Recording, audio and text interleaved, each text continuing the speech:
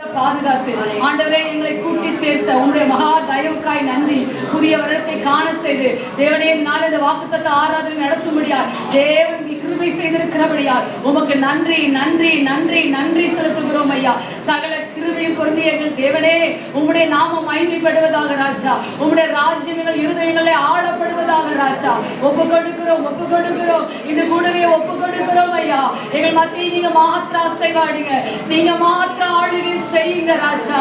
சுயமாளுகை வானத்திலும் இந்த பூமியிலும் வல்லமையான ஒரு நாமம் உண்டு. வானத்திலும் இந்த பூமியிலும் வல்லமையான ஒரு நாமம் உண்டு. மனுஷருக்குள்ளே வல்லமையான வேறொரு நாமம் இல்லை. மனுஷருக்குள்ளே வல்லமையான வேறொரு நாமம் இல்லை. அவர் நாமம் இயேசு கிறிஸ்து. அவர் நாமம் இயேசு கிறிஸ்து. அவர் நாமம் இயேசு கிறிஸ்து. அவர் நாமம் இயேசு கிறிஸ்து. அவர் நாமத்தில் மன்னிப்பு உண்டு. அவர் நாமத்தில் ரட்சிப்பு உண்டு. அவர் நாமத்தில் மன்னிப்பு உண்டு.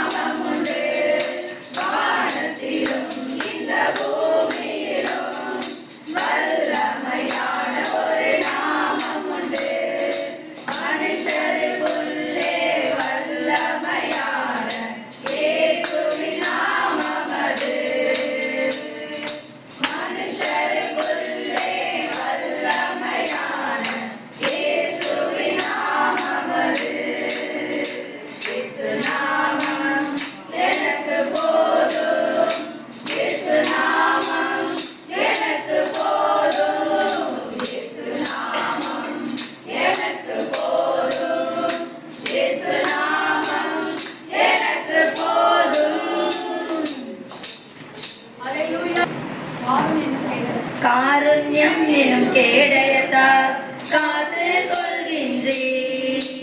கர்த்தாவே நீதிமானை ஆசீர்வதிக்கின்றீர். காருண்யம் எனும் கேடயத்தால் காத்து கொள்கின்றீர். கர்த்தாவே நீதிமானை ஆசீர்வதிக்கின்றீர். எதிர்கால பயமில்லையே நீர் எனக்குள் இருப்பதால். எதிர்கால பயமில்லையே நீர் எனக்குள் இருப்பதால். எதை குறித்தும் கலக்கமில்லை எனக்குள்ளே இருப்பதனால். எதை குறித்தும் கலக்கமில்லை எனக்குள்ளே இருப்பதனால். கேடயத்தால் காத்து கொள்கின்றேன். கர்த்தாவே நீதிமானை ஆசீர்வதிக்கின்றேன். மனிதர் சந்தோஷமாய் மகிழ்வுடன் பாடுவார்கள். நம்பும் மனிதர் சந்தோஷமாய் மகிழ்வுடன் பாடுவார்கள். அவர்களை நீர் காப்பாற்றுவீர் அனுதினமும் கைவிடாமல். அவர்களை நீர் காப்பாற்றுவீர் அனுதினமும் கைவிடாமல். எதிர்கால பயமில்லையே நீர் எனக்குள் இருப்பதால். எதிர்கால பயமில்லையே நீர் எனக்குள் இருப்பதால். எதை குறித்தும் கலக்கமில்லை எனக்குள்ளே இருப்பதனால். எதை குறித்தும் கலக்கமில்லை எனக்குள்ளே இருப்பதனால். காத்து கொள்கின்றேன். கர்த்தாவே நீதிமானை ஆசீர்வதிக்கின்றேன். தெரிந்து கொண்டீர் உமக்கென்று அதை நான் அறிந்து கொண்டேன். தெரிந்து கொண்டீர் உமக்கென்று அதை நான் அறிந்து கொண்டேன். நீதியுள்ள பலி செலுத்தி உம்மை நான் சார்ந்து கொண்டேன். நீதியுள்ள பலி செலுத்தி உம்மை நான் சார்ந்து கொண்டேன். எதிர்கால பயமில்லையே நீர் எனக்குள் இருப்பதால். எதிர்கால பயமில்லையே நீர் எனக்குள் இருப்பதால். எதை குறித்தும் கலக்கமில்லை எனக்குள்ளே இருப்பதனால். எதை குறித்தும் கலக்கமில்லை எனக்குள்ளே இருப்பதனால். எனும் கேடயத்தால் காத்து கொள்கின்றீர். கர்த்தாவே நீதிமானை ஆசீர்வதிக்கின்றீர். உலகம் தருகின்ற மகிழ்வை விட மேலான மகிழ்ச்சியிலே. உலகம் தருகின்ற மகிழ்வை விட மேலான மகிழ்ச்சியிலே. சமாதானத்தால் நிரப்புகிறீர். சுகம் தந்து நடத்துகிறீர். சமாதானத்தால் நிரப்புகிறீர். சுகம் தந்து நடத்துகிறீர். எதிர்கால பயமில்லையே நீர் எனக்குள் இருப்பதால். எதிர்கால பயமில்லையே நீர் எனக்குள் இருப்பதால். எதை குறித்தும் கலக்கமில்லை எனக்குள்ளே இருப்பதனால். எதை குறித்தும் கலக்கமில்லை எனக்குள்ளே இருப்பதனால். எனும் கேடயத்தால் காத்து கொள்கின்றீர். கர்த்தாவே நீதிமானை ஆசீர்வதிக்கின்றீர். வாக்கு தத்தம் நிறைவேற்றுவார். வாக்கு பண்ணினவர் மாறினார். வாக்கு தத்தம் நிறைவேற்றுவார். சோர்ந்து போகாதே நீ சோர்ந்து போகாதே. சோர்ந்து போகாதே நீ அழைத்தவர் உண்மையுள்ளவர். சோர்ந்து போகாதே நீ சோர்ந்து போகாதே. சோர்ந்து போகாதே உன்னை அழைத்தவர் உண்மையுள்ளவர். மனிதன் அல்லவே பொய் சொல்வதில்லையே. அவர் உண்மை உள்ளவர் வாக்கு மறப்பதில்லையே. அவர் மனிதன் அல்லவே பொய் சொல்வதில்லையே. அவர் உண்மை உள்ளவர் வாக்கு மறப்பதில்லையே. தந்தவர் சிறந்தவர் சிறந்ததை தருபவர். ஏமாற்றங்கள் இல்லை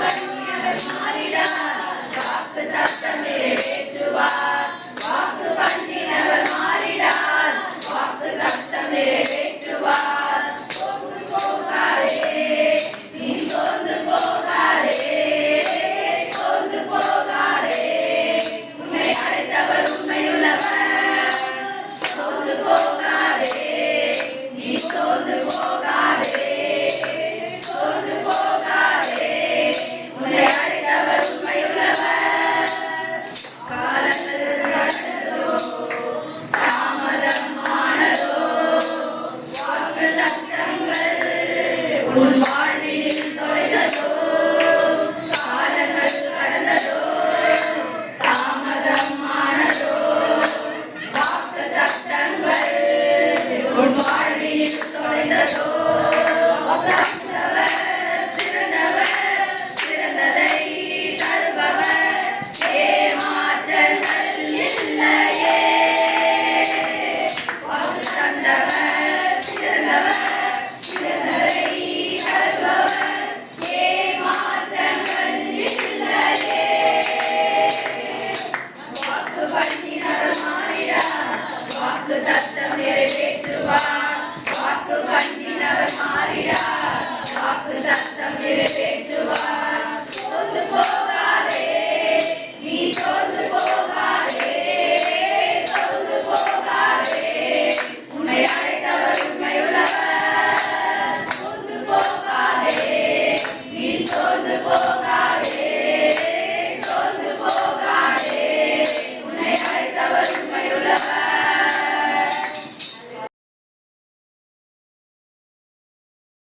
உம்மை ஸ்தோத்திரிக்கிறோம் கர்த்தாவே. இந்த வேளையிலே ராஜாவே உம்முடைய சமூகத்தில் நாங்கள் ஆராதிக்க வந்திருக்கிறோம். அப்பா நாங்கள் ஒவ்வொருவரும் ராஜாவே அப்பா உம்மை ஆராதிக்க வந்திருக்கிறோம். அப்பா வந்திருக்கிற ஒவ்வொருவரையும் ராஜாவே நீர் கர்த்தாவே ஆளுகை செய்யும்படியாக உடைய ஆளுகைக்கு நாங்கள் ஒப்பு கொடுக்கிறோம். நீங்க பொறுப்பெடுத்துக் கொள்ளுங்க ராஜாவே. ஹல்லேலூயா. வீண் சிந்தனைகளோ எதிரான எண்ணங்களோ இயேசுவின் நாமத்தினாலே கிறிஸ்துவுக்கு கீழ்ப்படுத்தி சிறைப்படுத்துவோம். நீங்க பொறுப்பெடுத்துக் கொள்ளுங்க. ஹல்லேலூயா ஹல்லேலூயா ஹல்லேலூயா ஹல்லேலூயா ஹல்லேலூயா ஹல்லேலூயா ஆவியானவரே அன்பின் ஆவியானவரே இப்போ வாரும் இறங்கி வாரும் எங்கள் மத்தியிலே இப்போ வாரும் இறங்கி வாரும் எங்கள் மத்தியிலே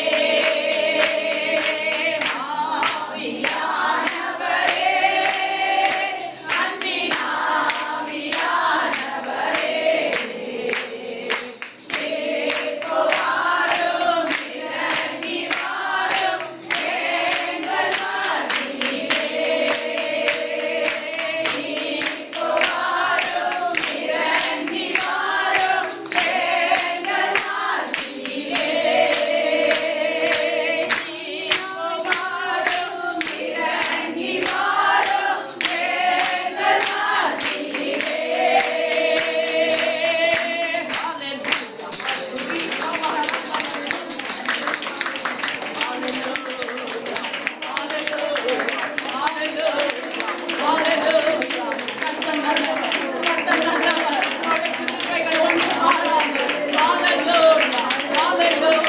கடந்த ஆண்டு முழுவதும் கர்த்தர் கண்ணிமணி போல பாதுகாத்தாரே. ஹல்லேலூயா. கர்த்தருக்கு நன்றிகளை ஏறெடுப்போம். அவர் வாழ்க்கையில செய்த நன்மைகள் ஏராளம் ஏராளம் ஏராளம். ஹல்லேலூயா ஹல்லேலூயா. கர்த்தர் வாழ்க்கையில செய்த ஒவ்வொரு நன்மையும் நினைத்து நினைத்து கர்த்தருக்கு நன்றிகளை ஏறெடுப்போம். ஹல்லேலூயா. எத்தனையோ நன்மைகள் போக்கிலும் வரத்திலும் பாதுகாப்பதே கர்த்தருக்கு நன்றிகளை ஏறெடுப்போம். ஹல்லேலூயா. கடந்த ஆண்டு முழுவதும் நம்மை ஹல்லேலூயா நம்மை போஷித்த தேவனுக்கு நன்றிகளை ஏறெடுப்போமா. பாதுகாத்த தேவனுக்கு நன்றிகளை ஏறெடுப்போமா.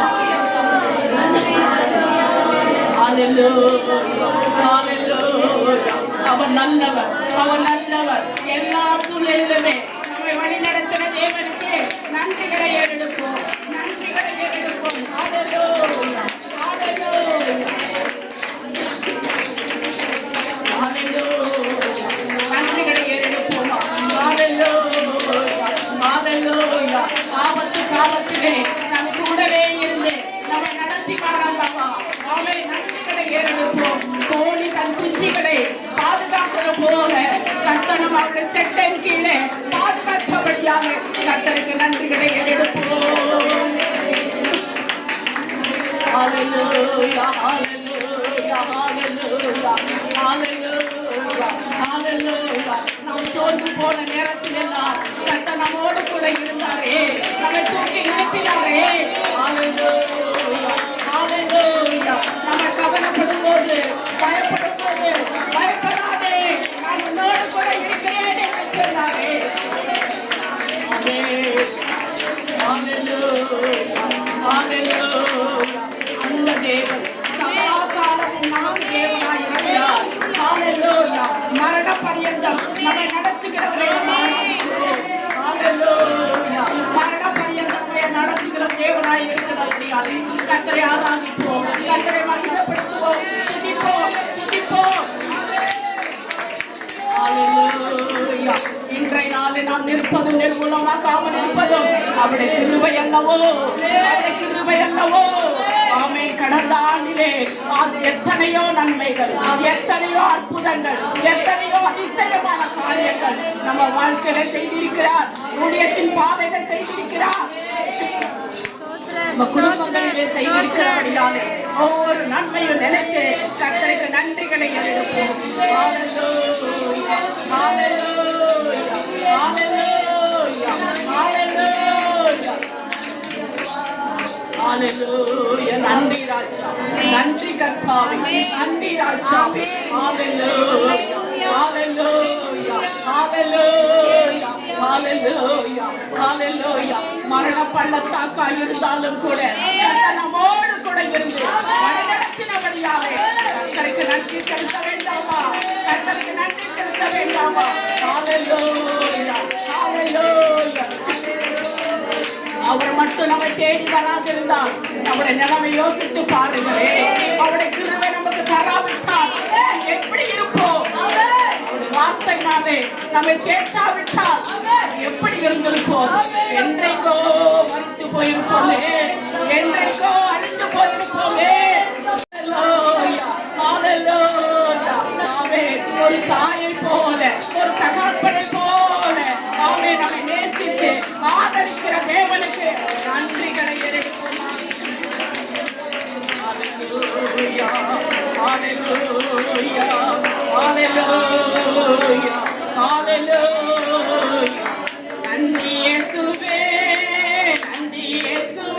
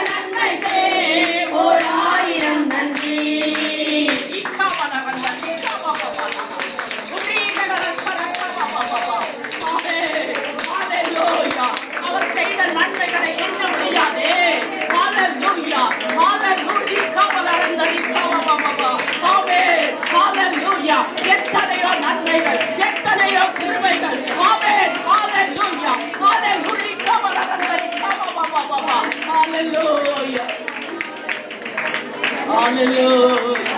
எத்தனையோ நன்மைகள், ஆமென், சொல்லி முடியாத நன்மைகள், ஹalleluya, எண்ணி முடியாத கிருபைகளினாலே நம்மை முடிசூட்டுகிற தேவனுக்கு ஆமென் நன்றிகளை ஏறெடுப்போமா, நன்றிகளை ஏறெடுப்போமா.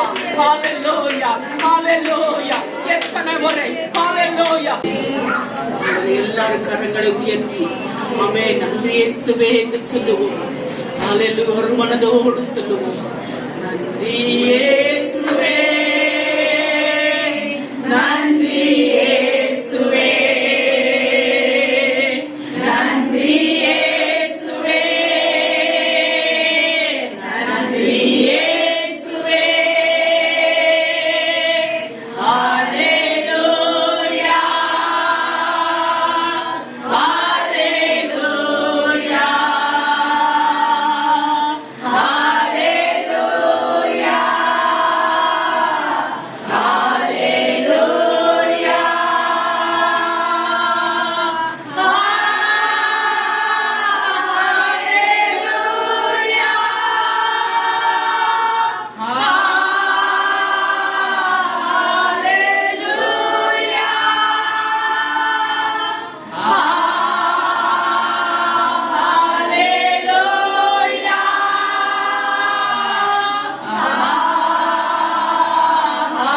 ஹalleluya.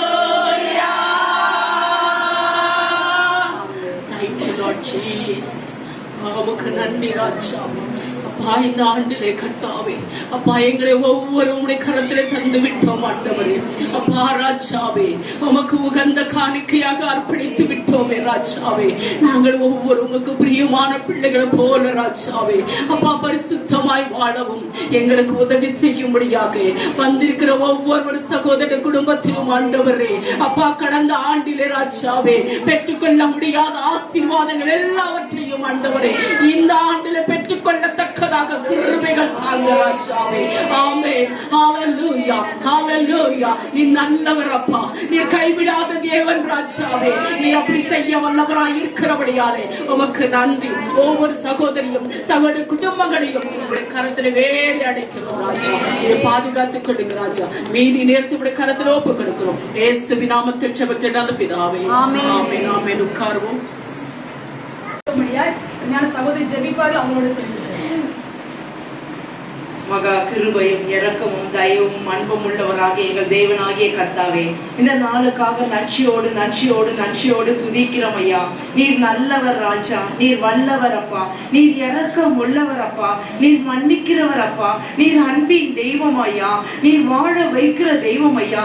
மனிதர்களுக்காக அப்பா இந்த மண்ணுலகத்தில் வந்து பாவியும் துரோகியும் ஆகிய எங்கள் மேல் இரக்கம் வைத்து எங்களை அப்பா நேசித்த எங்கள் தேவனாகிய கர்த்தாவே, உங்க அன்புக்காக, உங்க கிருபைகளுக்காக, உங்க இரக்கங்களுக்காக உள்ளத்தின் ஆழத்திலிருந்து துதி ஸ்தோத்திரங்களை ஏறெடுக்கிறோம் ஐயா. நீ ராஜாதி ராஜாவா இருந்தும் கத்தாதி கத்தரா இருந்தும் மனித குலம் எடுத்தீரே எங்களை மீட்பதற்காக, என்னை மீட்பதற்காக, எங்கள் சகோதரிகளை மீட்பதற்காக, எங்களுக்காக ராஜா நீர் இயேசுவின் பின்தொடரும் ஊழியம் என்று ராஜா அப்பா ராஜா இந்த ஊழியத்தை கொடுத்தது உங்களுடைய ஸ்லாக்கியம் ஐயா, உங்களுடைய பாக்கியம் ஐயா. என் தேவனே, உள்ளத்தின் ஆழத்திலிருந்து இந்த ஊழியத்திற்காக துதி ஸ்தோத்திரங்களை கனங்களை மகிமைகளை உமக்கு செலுத்துகிறோம் ஐயா. ஆமென் அப்பா. அப்பா நினைத்து பார்க்கிறோம் ஐயா, எங்களுடைய வாழ்க்கையிலே இப்படிப்பட்ட ஐக்கியங்கள் இல்லாதிருந்திருந்தால், அப்பா இப்படிப்பட்ட கூடுகைகள் இல்லாதிருந்திருந்தால், இப்படிப்பட்ட ஜப வாழ்க்கை அப்பா வேதத்தை தியானிக்கிறது, வேதத்தை கற்றுக்கொள்கிறது, இப்படிப்பட்ட ஸ்லாக்கியம் எல்லாம் இல்லாதிருந்திருந்தால் நாங்கள் கெட்டு போய் இருப்போம் ஐயா, செத்து போய் இருப்போம் ஐயா. அப்பா எங்களுடைய வாழ்க்கை என்றோ முடித்து போய் இருக்கும் ஐயா. பாவியாக எங்கள் மேலே கிருபை வைத்தீரே, இரக்கம் வைத்தீரே. உங்க அன்பு பெரிதப்பா, உங்க இரக்கம் பெரிதப்பா, உங்க கிருபை பெரிதப்பா. உள்ளத்தின் ஆழத்திலிருந்து அப்பா நாங்கள் நடந்து வந்த பாதை எங்களுக்கு தெரியும் ஐயா. நீங்க எங்களை தெரிந்து கொண்டது உண்மைதான், நீங்கள் எங்களை அழைச்சது உண்மைதான். ஆனாலும் ராஜா இப்படிப்பட்ட ஸ்லாக்கியத்தை எங்களுக்கு கொடுத்தது நீங்க எங்கள் மேல் வைத்த தயவு அல்லவா. கிருபை அல்லவா. நன்றி ராஜா, நன்றி ராஜா, நன்றி ராஜா. அப்பா, வெறுமனே ஜெபம் மாத்திரம் அல்ல ராஜா, கிறிஸ்துவின் அன்பின் மித்தமாய் ஒருவர் ஒருவர் தாங்கினதும் உதவி செய்ததும் அன்பு செலுத்தினதும் ஆலோசனை கொடுத்ததும் தங்களால் இயன்ற உதவிகளை செய்ததும் இப்படிப்பட்ட நற்பண்புகளை எங்கள் சகோதரிகளுக்குள்ளே எங்களுக்குள்ளே நீர் உருவாக்கி வருகிற தேவனாய் இருக்கிறீரே. உம்மை போல எங்களை மாற்றுகிற தேவனாய் இருக்கிறீரே. உங்க பிள்ளையாய் எங்களை நீங்க தெரிந்து கொண்ட தேவனாய் இருந்து ராஜா, உங்களுடைய நற்பாவங்களை நாங்கள் அறிந்து கொள்ள உணர்ந்து கொள்ள மனமாற்றம் அடைய கர்த்தர் எங்களுக்கு கிருபை செய்கிற தேவனாய் இருக்கிறீரே. நன்றி ராஜா, நன்றி ராஜா, நன்றி ராஜா. என் தேவனே, 2024ஆம் ஆண்டு வரை எங்களுக்குள் இயேசுவின் பின்தொடரும் ஊழியத்தின் மித்தமாய் எங்களுக்குள்ளும் எங்கள் சகோதரிகளுக்குள்ளும் ஒரு மனதையும் அன்பையும் கிறிஸ்துவின் ஐக்கியத்தையும் எங்களுக்கு கட்டளையிட்ட தேவாதி தேவனுக்கு உள்ளத்தின் ஆழத்திலிருந்து துதி ஸ்தோத்திரங்களை ஏறெடுக்கிறோம் ராஜா. நன்றியோடு துதிக்கிறோம் ஐயா, ஸ்தோத்தரிக்கிறோம் ஐயா. இது ராஜா எங்கள் வாழ்நாள் முழுவதும் ராஜா தொடரும்படியாக ராஜா இந்த 2025ஆம் ஆண்டை உங்க கரத்திலே ஒப்பு கொடுக்கிறோம் ஐயா. நீங்க தான் எங்கள் எஜமானர், நீங்க தான் எங்கள் தகப்பன், நீங்க தான் எங்கள் மணவாளன், நீங்க தான் எங்கள் மேய்ப்பர், நீங்க தான் எங்கள் நண்பர். அப்பா, நாங்கள் ஒவ்வொருவரும் கிறிஸ்துவின் அன்பின் ஐக்கியத்தின் மித்தமாய் உங்களுக்குள் இருக்கிற அந்த ஒரு மனம் எங்களுக்குள் அப்பா வாழ்நாள் முழுவதும் இயேசு கிறிஸ்துவின் நாமத்தினாலே உண்டாகும்படியாக கர்த்தராகிய இயேசு கிறிஸ்துவின் நாமத்தில் ஜெயம் எடுத்து ஜெபிக்கிறோம் ஐயா. கர்த்தாவே, நாங்கள் விரும்புகிறோம் ஐயா. நீ சொல்லி இருக்கிறீரே, பூமியிலே நீங்கள் ஒருமனப்பட்டு எதை கேட்பீர்களோ அதை பெற்றுக் கொள்வீர்கள் என்று. எங்கள் உள்ளத்தின் வாஞ்சை எல்லாம் நீங்க தான், எங்க விருப்பம் எல்லாம் நீங்க தான், எங்க செய்கை எல்லாம் நீங்க தான். உங்களுடைய அன்பும் உங்களுடைய பொறுமையும் உங்களுடைய அப்பா பாசமும் அப்பா உங்களுடைய சத்தியத்தின் வழிகளும் எங்களுக்குள் உண்டாகட்டும் ஐயா. இயேசு கிறிஸ்துவின் நாமத்தினாலே தொடர்ந்து ராஜா எங்களுக்குள் ஒரு மனதை கட்டளையிடுவீராக. இந்த ஒரு மனதுக்கு விரோதமாய் எழும்புகிற எல்லா அந்தகார கிரியைகள், வான மண்டல பொல்லாத ஆவிகள், விக்கிரத்தின் கிரியைகள், எல்லையின் ஆவிகள், எங்கள் சுயங்கள், மாம்சீக பலவீனங்களை நசரனாகிய இயேசு கிறிஸ்துவுக்குள்ளாக கீழ்ப்படுத்தி சிறைப்படுத்துகிறோம் ஐயா. தேவ ஆவியானவர், தேவ ஆவியானவர் எங்களுக்குள் இருந்து வல்லமையாய் செயல்படுவீராக. ஒரு மனதினால் நிரப்புவீராக. ஆவியானவர் எங்கே உண்டோ அங்கே விடுதலை உண்டல்லவா. விடுதலையோடு நாங்கள் உம்மை ஆராதிக்க, விடுதலையோடு உங்கள் சத்திய வார்த்தைகளை கேட்க, விடுதலையோடு சத்திய வார்த்தைக்கு நாங்கள் கீழ்ப்படிய என்னுடைய ஆவி ஆத்ம சரீரத்தை அர்ப்பணிக்கிறோம் ஐயா. ஒப்பு கொடுக்கிறோம் ஐயா, ஒப்பு கொடுக்கிறோம். கர்த்தர் எங்களை ஆளுகை செய்வீராக, தொடர்ந்து எங்களை வழி நடத்துவீராக, நீங்க மகிமைப்படுவீராக. உங்க நாம மாத்திரம் உயர்ந்திருப்பதாக. இயேசு கிறிஸ்துமா ஜெயம் எடுத்து ஜெபிக்கிறோம் எங்கள் நல்ல பிதாவே, ஆமென். கர்த்தரை நாம் மகிமைப்படுவதாக. அடுத்த சத்யா சிஸ்டர் இந்த பிரேயர் படும்படியாக கேட்கிறேன். எப்படின்னா, அந்த நெகேமியா வாருங்கள் எழுந்து கட்டுவோம் சொன்னபோது நல்ல தகப்பனே நன்றியோடு நாங்கள் துதிக்கிறோம், ஸ்தோத்தரிக்கிறோம் அப்பா. தகப்பனே, இந்த புதிய வருடத்தில் நாங்கள் ஒருமனப்பட்டு ஜெபிக்கும்படியாக தகப்பனே நீர் கொடுத்த நல்ல சிலாக்கியத்திற்காக நாங்கள் நன்றி சொல்லுகிறோம் தகப்பனே. அப்பா தகப்பனே, உங்களுடைய வார்த்தையின்படி ஆண்டவரே எங்கள் ஒவ்வொருவரையும் வாழ வைத்துக் கொண்டிருக்கிறதற்காக நாங்கள் நன்றி சொல்லுகிறோம். எஸ்அப்பா, எங்கோ இருந்த எங்களை ஆண்டவரே உங்களுடைய நாமத்தின் நிமித்தம் நீங்கள் ஒன்று சேர்த்து இணைத்து சகோதரிகளாக ஒரு இடத்துல நாங்கள் ஐக்கியப்பட்டு இருக்க எங்களுக்கு கொடுத்த கிருபைக்காக நாங்கள் நன்றி சொல்லுகிறோம் தகப்பனே. அப்பா, இந்த ஐக்கியத்தில் இருக்கிற ஒவ்வொரு சகோதரிகளும் உங்களுடைய கருத்தில் நாங்கள் ஒப்பு கொடுக்கிறோம் அப்பா. தகப்பனே, நீர் எங்களை அழைத்தவர் உண்மை உள்ளவர் ஆண்டவரே. நீர் எங்களை ஏனோ தானோ என்று அழைக்கலப்பா ஆண்டவரே. ஏதோ ஒரு சும்மா ஏதோ ஒரு நோக்கத்துக்காக ஆண்டவரே தகப்பனே ஏதோ ஒரு காரியத்துக்காக நீங்க அழைக்கல ஏசப்பா. நீங்க எங்களை உன்னதத்திற்கு அழைத்திருக்கிறீர் ஆண்டவரே. அப்பா, உங்களுடைய ஊழியத்தை செய்யும்படி நீர் அழைத்திருக்கிறீர் ஆண்டவரே. ஏசப்பா, நாங்கள் சாதாரணமானவர்கள் அல்ல ஏசப்பா. நாங்கள் உலகத்துல இருக்கிறவர்களை போன்றவர்கள் அல்ல ஏசப்பா. அப்பா, அவர்களுக்கு எங்களுக்கு ஒரு வித்தியாசம் உண்டு அப்பா தகப்பனே. அந்த நாட்கள்ல ஏசப்பா ஆண்டவரே கிதியோனை பார்த்து நீங்க சொன்னீங்களே ஏசப்பா, பராக்கிரமசாலியே கர்த்தர் உன்னோடு இருக்கிறார்னு சொன்னீங்களே ஏசப்பா. தகப்பனே, பலவீனப்பட்ட அவனை தகப்பனே உம்முடைய ஊழியத்திற்கு என்று தெரிந்து கொண்டீரே, உம்முடைய ஜனங்களை ரட்சிக்க தெரிந்து கொண்டீங்களே ஏசப்பா. இந்த நாள்ல அந்த வார்த்தைகளை நாங்கள் சுதந்திரத்துக் கொள்ளுகிறோம் ஏசப்பா. நீர் எங்களோடு இருக்கிறீர், அதற்காக நாங்கள் நன்றி சொல்லுகிறோம் தகப்பனே. உனக்கு இருக்கிற இந்த பலத்தோட போ என்று சொன்னீங்களே ஏசப்பா. அந்த வார்த்தை நாங்கள் பிடித்துக்கொண்டு ஆண்டவரே தகப்பனே உம்முடைய ஊழியத்திற்கென்று எங்கள் சகோதரிகள் ஒவ்வொருவரும் நாங்கள் ஒப்பு கொடுக்கிறோம் தகப்பனே. இங்க இருக்கிற ஒவ்வொருவரும் நீர் பேசும் ஆண்டவரே, ஒவ்வொருடைய இருதயத்தில் பேசும் ஆண்டவரே. அவர்களுக்கு உரிய தாளந்துகளை எஸ்அப்பா உமக்கு என்று பயன்படுத்தி நீங்க அவர்களுக்கு உணர்த்துங்க எஸ்அப்பா தகப்பனே. ஏதோ வந்து நாங்க வார்த்தையை கேட்டோம், ஜெபித்தோம், நாங்க கடந்து சென்றோம் என்று அல்ல எஸ்அப்பா தகப்பனே. எங்களுக்கு கொடுத்திருக்கிறதா அப்பா தாளந்துகளின் படி, வரங்களின் படி, அப்பா கிருபைகளின் படி நாங்கள் உமக்கென்று எழும்ப, நாங்கள் உம்முடைய ராஜ்யத்தின் பணியை செய்ய ஆண்டவரே நாங்கள் எழுந்து கட்டுவதற்கு எங்களுக்கு கிருபை தாங்க ஏசப்பா, எங்களுக்கு பலன் தாங்க ஏசப்பா ஆண்டவரே. ஒவ்வொரு சகோதரர்களுக்கும் இருக்கிற தயக்கத்தையும் பயங்களையும் தேவன் எடுத்து போடும்படிக்கு நாங்கள் ஜெபிக்கிறோம்.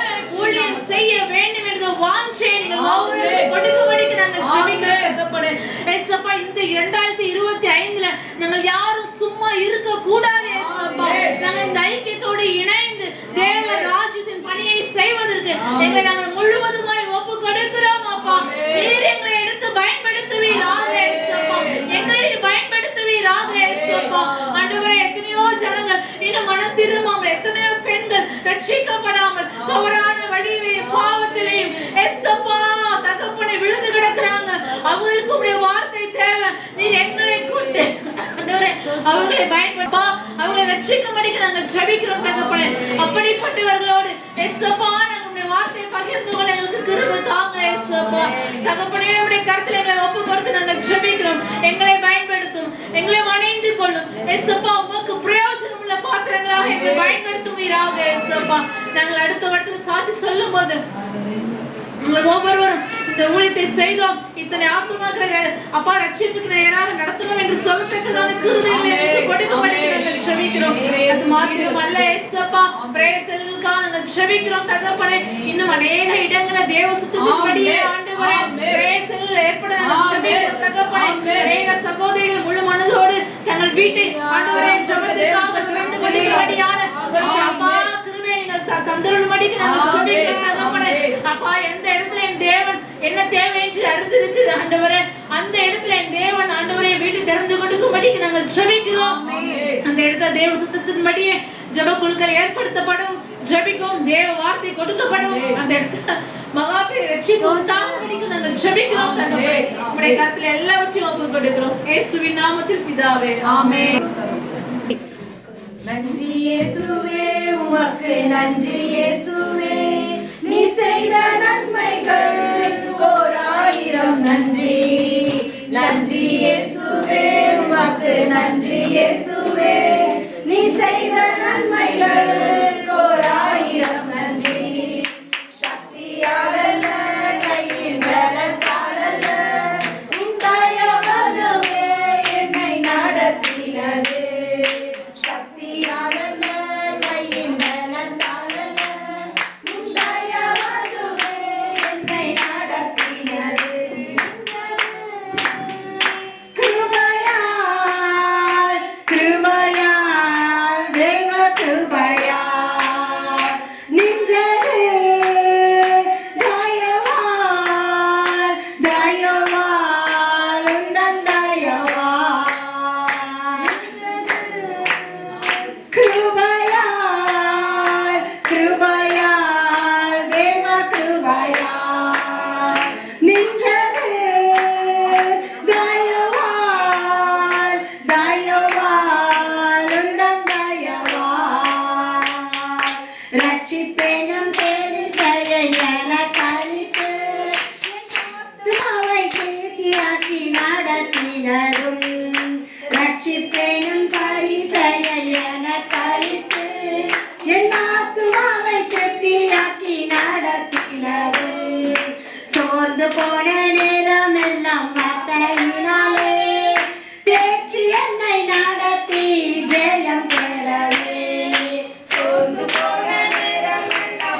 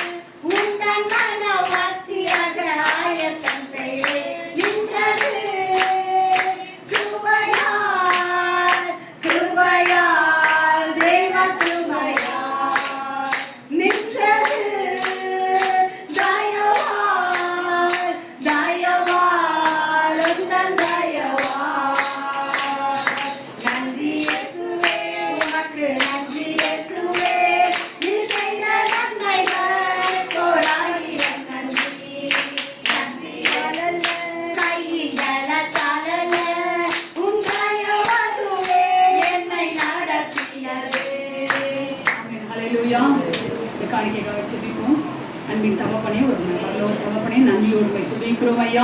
இம்மட்டும் என்னை நடத்தி கொண்டிருக்க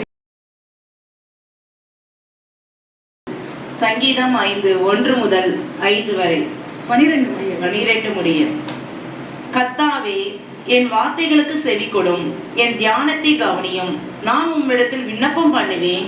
என் ராஜாவே, என் தேவனே, என் வேண்டுதலின் சத்தத்தை கேட்டருளும். கர்த்தாவே, காலையில் என் சத்தத்தை கேட்டருள்வேன். காலையிலே உமக்கு நேரே வந்து ஆயத்தமாகி காத்திருப்பேன். நீ துன்மார்க்கத்தில் பிரியப்படுகிற தேவன் அல்ல, தீமை உம்மிடத்தில் செய்வதில்லை. வீம்புக்காரர் உம்முடைய கண்களுக்கு முன்பாக நிலை நிற்க மாட்டார்கள். அக்கிரமக்காரர் யாவரையும் வெறுக்கிறீர். பொய் பேசுகிறவர்களை அழைப்பி இரத்த பிரியனையும் சூதுள்ள மனுஷனையும் கர்த்தர் அருவருக்கிறார்.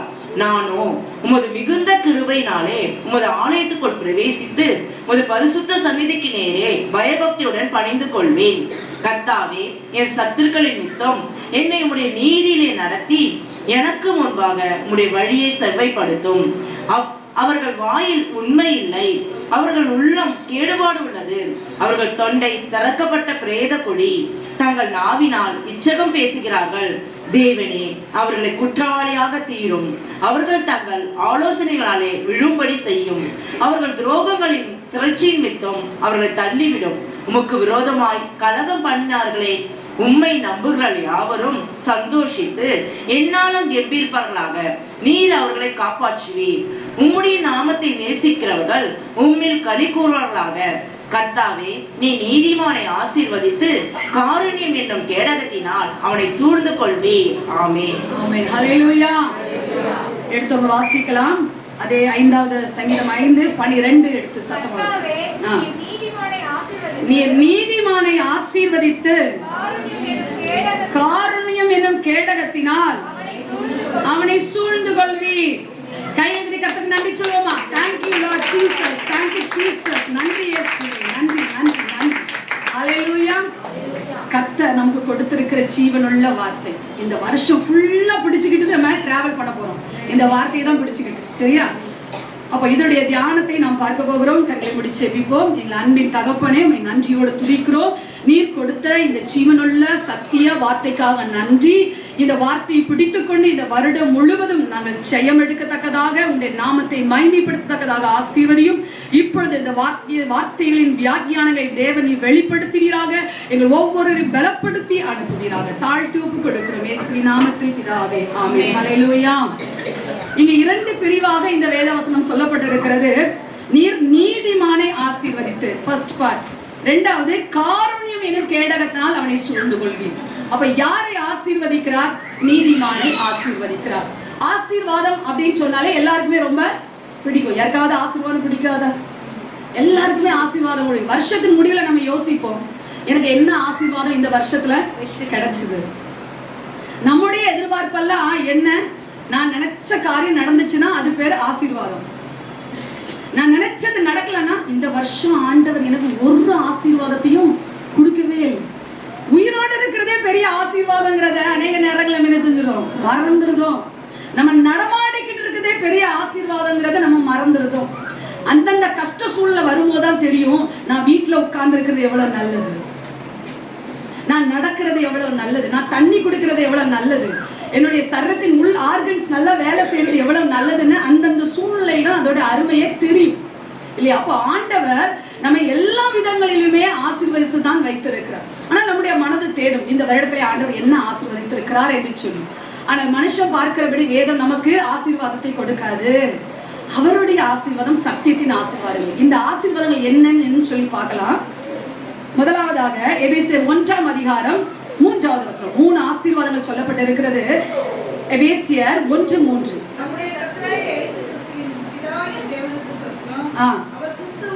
அவர் கிறிஸ்துவுக்குள் உன்னதங்களிலே ஆவிக்குரிய சகல ஆசீர்வாதத்தினாலும் நம்மை ஆசீர்வதித்திருக்கிறார். ஹல்லேலூயா. ஆவிக்குரிய சகல ஆசீர்வாதம் என்ன? ஆசீர்வாதம் உன்னதத்தின் ஆசீர்வாதம் இல்லையா? உன்னதத்தின் சகல ஆசீர்வாதமே ஃபர்ஸ்ட் உன்னதத்தின் ஆசீர்வாதம். இரண்டாவதாக சங்கீதம் 21வது அதிகாரம் 3வது வசனம் வாசிங்க. சங்கீதம் 21:3. சங்கீதம் 21 உத்தம ஆசீர்வாதங்களோடு நீர் அவருக்கு எதிர்கொண்டு வந்து அவர் சிரசில் பொற்கிரீடம் தரிப்பிக்கிறீர். இரண்டாவது ஆசீர்வாதம் என்ன? உத்தம ஆசீர்வாதம்.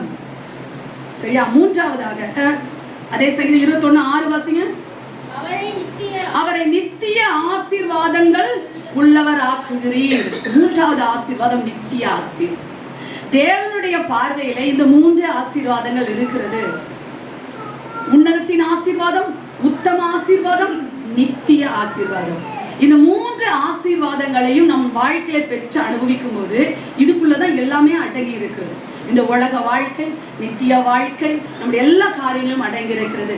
அதை நாம் வேதத்துல உள்ள ஒரு முற்பிதாவுடைய வாழ்க்கையை வைத்து கொஞ்சம் பார்த்துட்டு அதுக்கப்புறம் நம்ம அதோடைய டீடைல்ஸ் பார்க்கலாம். முதலாவதாக யார் அப்படின்னு சொன்னா யாக்கோபு. யாக்கோபு மூத்த குமாரனா இளைய குமாரனா? இளைய குமாரன். சேஷ்டபுத்திர பாகம் யாருக்கு சொந்தமானது? ஏசாவுக்கு சொந்தமானது. ஆனால் அதை எடுத்துக்கொண்டது யார்? யாக்கோபு. சேஷ்டபுத்திர பாகம் என்றால் என்ன அப்படின்னு சொல்லி பார்த்தோம்னா, தகப்பனுக்கு பிறகு இவன் தான் தகப்பனுடைய பிள்ளை. அப்படி எத்தனை பிள்ளைங்க முதல் பிள்ளைக்கு பிறகு இருந்தாலும் அந்த முதல் பிள்ளை தான் முதல் பெயர் பெறுகிறது. அது அப்போ அந்த சேஷ்டபுத்திரமாக தகப்பன் பிள்ளைக்குரிய உறவை குறிக்கிறது. அது அவரிடத்தில் காணப்பட்டது. அதுதான் உன்னதத்தின் ஆசீர்வாதம். உன்னதத்தின் ஆசீர்வாதம் சொல்லி பார்க்கும்போது அது எதை குறிக்கிறது என்றால் நம்முடைய ரட்சிப்பை குறிக்கிறது. எடுத்துக்கொள்ளுங்கள், எபேசியர் 2ஆம் அதிகாரம் 7-8 வசனங்கள் வாசிங்க. இந்த உன்னதத்தின் ஆசீர்வாதங்களை எல்லாம் வருகிறது. என்ன? ரட்சிப்பு, அபிஷேகம், வல்லமை, வரங்கள், கனிகள் எல்லாம் அடங்கியதுதான் உன்னதத்தின் ஆசீர்வாதம். அதான் எபேசியர் 1:3 சொல்லப்பட்டது. உன்னதத்தின் சகல ஆசீர்வாதங்களாலும் ஆசீர்வதித்து இருக்கிறார். ஆசீர்வதிச்சிட்டார். என்னைக்கு நாம் ஆண்டவரை சொந்த ரட்சகராக ஏற்றுக்கொண்டோமோ அன்னைக்கு நம்மளை என்ன செஞ்சுட்டாரு? ஆசீர்வதிச்சிட்டார். அந்த ரட்சிப்புக்குள்ளதான் என்ன இருக்கிறது? அபிஷேகம் இருக்கிறது. அந்த அபிஷேகத்துக்கு தான் வரங்கள் இருக்கிறது. அந்த வரங்களுக்கு தான் கனிகளும் இருக்கிறது. எல்லாம் அடங்கி இருக்கிறது. அதுதான் உன்னதத்தின் ஆசீர்வாதம். ஆசீர்வதித்திருக்கிறார். ஏற்கனவே என்ன செஞ்சுட்டார்? என்ன ஆசீர்வதிச்சிட்டார். உன்னதத்தின் ஆசீர்வாதம். இந்த உன்னதத்தின் ஆசீர்வாதம். இந்த ரட்சிப்பு என்ன? ரட்சிப்புனா என்ன? அப்பா பிள்ளை அப்படிங்கிற ஒரு உறவுக்குள்ள வந்திருக்கிறோம். ஆண்டவரோடு கூட உறவாடுகிற ஒரு ஐக்கியத்துக்குள்ள கொண்டு வந்தது என்ன? ரட்சிப்பு. இதை இந்த யாக்கோபு என்ன செய்தார்? பெற்றுக்கொண்டார். அவர் இது ஆண்டவருடைய தெரிந்து கொள்ளுதல். தாயின் கர்ப்பத்தில் இருக்கும் போது ஏசாவா யாக்கோபாங்கும் போது யாக்கோபு தான் சகோதரன் இவனை சேவி மூத்தவன் இளையவனை சேவிப்பான் என்று சொல்லப்பட்டது. அப்ப தேவனுடைய தெரிந்து கொள்ளுதல் தான். இவர்கள் கடைபிடித்த வழி தவறானதா இருக்கலாம், ஆனால் அது தேவன் தெரிந்து கொண்டது. அப்ப இங்க பாத்தீங்கன்னா அந்த சேஷ்டபுத்திர பாகத்தை அவன் பெற்றுக்கொள்கிறான். தாய் தகப்பன் பிள்ளை என்ற அந்த உறவின் மீது அவனுக்கு இருந்த ஆர்வம், அதை அவன் பெற்றுக்கொள்கிறதை பார்க்கிறோம். இதுதான் உன்னதத்தின் ஆசீர்வாதம். அந்த ரட்சிப்பு அது மிக மிக முக்கியம். இதனால அந்த ஆசீர்வாதத்தை நாம் ஒவ்வொருவருக்கும் கொடுத்திருக்கு. இங்க இருக்கிற யாருமே நான் இயேசுவை ஏற்றுக்கொள்ளலன்னு சொல்ல முடியாது, இன்க்ளூடிங் கலைபாரதி. நான் ஆண்டவரை ஏற்றுக்கொண்டிருக்கிறேன், நான் அவருடைய பிள்ளை அப்படின்னு தைரியமாக நான் என்ன சொல்ல முடியும். இரண்டாவதாக பார்ப்போம்னால், இரண்டாவது ஆசீர்வாதம் உத்தம ஆசீர்வாதம். உத்தம ஆசீர்வாதம் என்ன அப்படின்னு சொல்லி பார்த்தோம்னா, ஆதியாகமத்திலே 27 வாசிங்க. ஆதியாகமம் 27:27. அவன் கிட்டே போய் அவனை முத்தம் செய்தான். அப்பொழுது அவனுடைய வஸ்திரங்களின் வாசனை மோந்து, இதோ என் குமாரனுடைய வாசனை கர்த்தர் ஆசீர்வதித்த வயல்வெளியின் வாசனை போல் இருக்கிறது. தேவன் உனக்கு வானத்து பனியையும் பூமியின் கொழுமையையும் கொடுத்து மிகுந்த தானியத்தை திராட்சை ரசத்தையும் தந்தருள்வாராக. ஜனங்கள் உன்னை சேவிக்கவும் ஜாதிகள் உன்னை வணங்கவும் கடவார்கள். உன் சகோதரருக்கு எஜமானராய் இருப்பாய். உன் தாயின் பிள்ளைகள் உன்னை வணங்குவார்கள். உன்னை சபிக்கிறவர்கள் சபிக்கப்பட்டவர்களும் உன்னை ஆசீர்வதிக்கிறவர்கள் ஆசீர்வதிக்கப்பட்டவர்களுமாய் இருப்பார்கள் என்று சொல்லி அவனை ஆசீர்வதித்தான். இரண்டாவது ஆசீர்வாதம் உத்தம ஆசீர்வாதம். அது பூமிக்குரிய ஆசீர்வாதம். பூமியில நாம் பெற்றுக்கொள்ள வேண்டிய எல்லா நன்மைகள், ஆசீர்வாதங்கள், இதை யாக்கோபு தன் தகப்பனிடத்திலிருந்து ஏசாவுக்கு முன்பாக போய் அதை என்ன செய்தார்? பெற்றுக்கொண்டார். அதைத்தான் ஏசா அங்கே சொல்லுகிறார், இவன் சேஷ்டபுத்திர பாகத்தையும் பறித்துக் கொண்டான், இந்த ஆசீர்வாதத்தையும் எடுத்துக்கொண்டானே என்று சொல்லி அழுகிறதை பார்க்க. சேஷ்டபுத்திர பாகம் இழந்த போது கூட அவன் அழல. ஆனா எது இழந்து போது அழுதான்? உலகத்தின் ஆசீர்வாதம். அது உத்தம ஆசீர்வாதம். அந்த ஆசீர்வாதத்தை அவன் எழுந்த போது அவன் அழுதான். ஐயோ, ஒரு ஆசீர்வாதம் கூட இல்லையா தகப்பனே. இன்னைக்கு அதுக்குதான் நாமளும் ரொம்ப அழுறோம் இல்லையா? ஐயோ, என் வீட்டுல இது இல்லையா, அது இல்லையே, எனக்கு அது நடக்கல, இது நடக்கல, அதுக்குதான் ரொம்ப அழுறோம் நம்ம. அப்படி அங்கே அந்த 2 ஆசீர்வாதங்களையும் அவன் பெற்றுக்கொண்டான். மூன்றாவதாக 32, 26, 27 வாசிங்க. அப்பொழுது அவன் தகப்பனாகிய ஈசாக்கு, நீ யார் என்றான். அதற்கு அவன், நான் உமது மூத்த மகனாகிய ஏசா என்றான். அப்பொழுது ஈசாக்கு, இல்லம்மா 32, 26. அவர் நான் போகட்டும், பொழுது விடுகிறது என்றார். அதற்கு அவன், நீர் என்னை ஆசீர்வதித்தால் ஒழிய உம்மை போக விடேன் என்றான். உன் பேர் என்ன என்று கேட்டார். யாக்கோபு என்றார். அப்பொழுது அவர், உன் பேர் இனி யாக்கோபு என்று எண்ணப்படாமல் இஸ்ரவேல் என்னப்படும். தேவனோடும் மனிதரோடும் போராடி மேற்கொண்டாயோ. இது என்ன ஆசீர்வாதம்னா உன்னதத்தின் ஆசீர்வாதம்.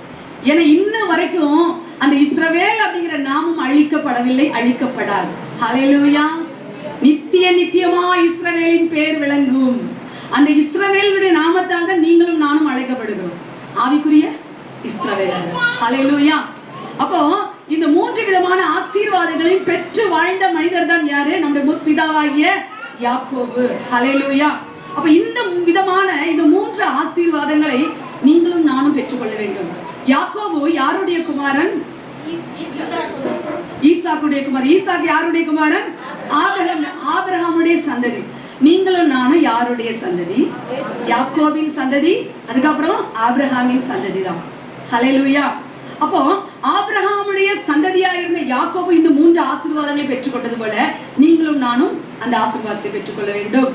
யாக்கோபு இரத்த சம்பந்தமான உறவு ஆபிரகாமுக்கு, நாம் ஆவிக்குரிய பிரகாரமான உறவு. விசுவாச மார்க்கத்தால் யாவரும் ஆபிரகாமின் பிள்ளைகள் என்று எண்ணப்படுகிறார்கள் என்று வேதம் சொல்கிறது. ஏன்னா ஆபிரகாம் விசுவாசிச்சார்.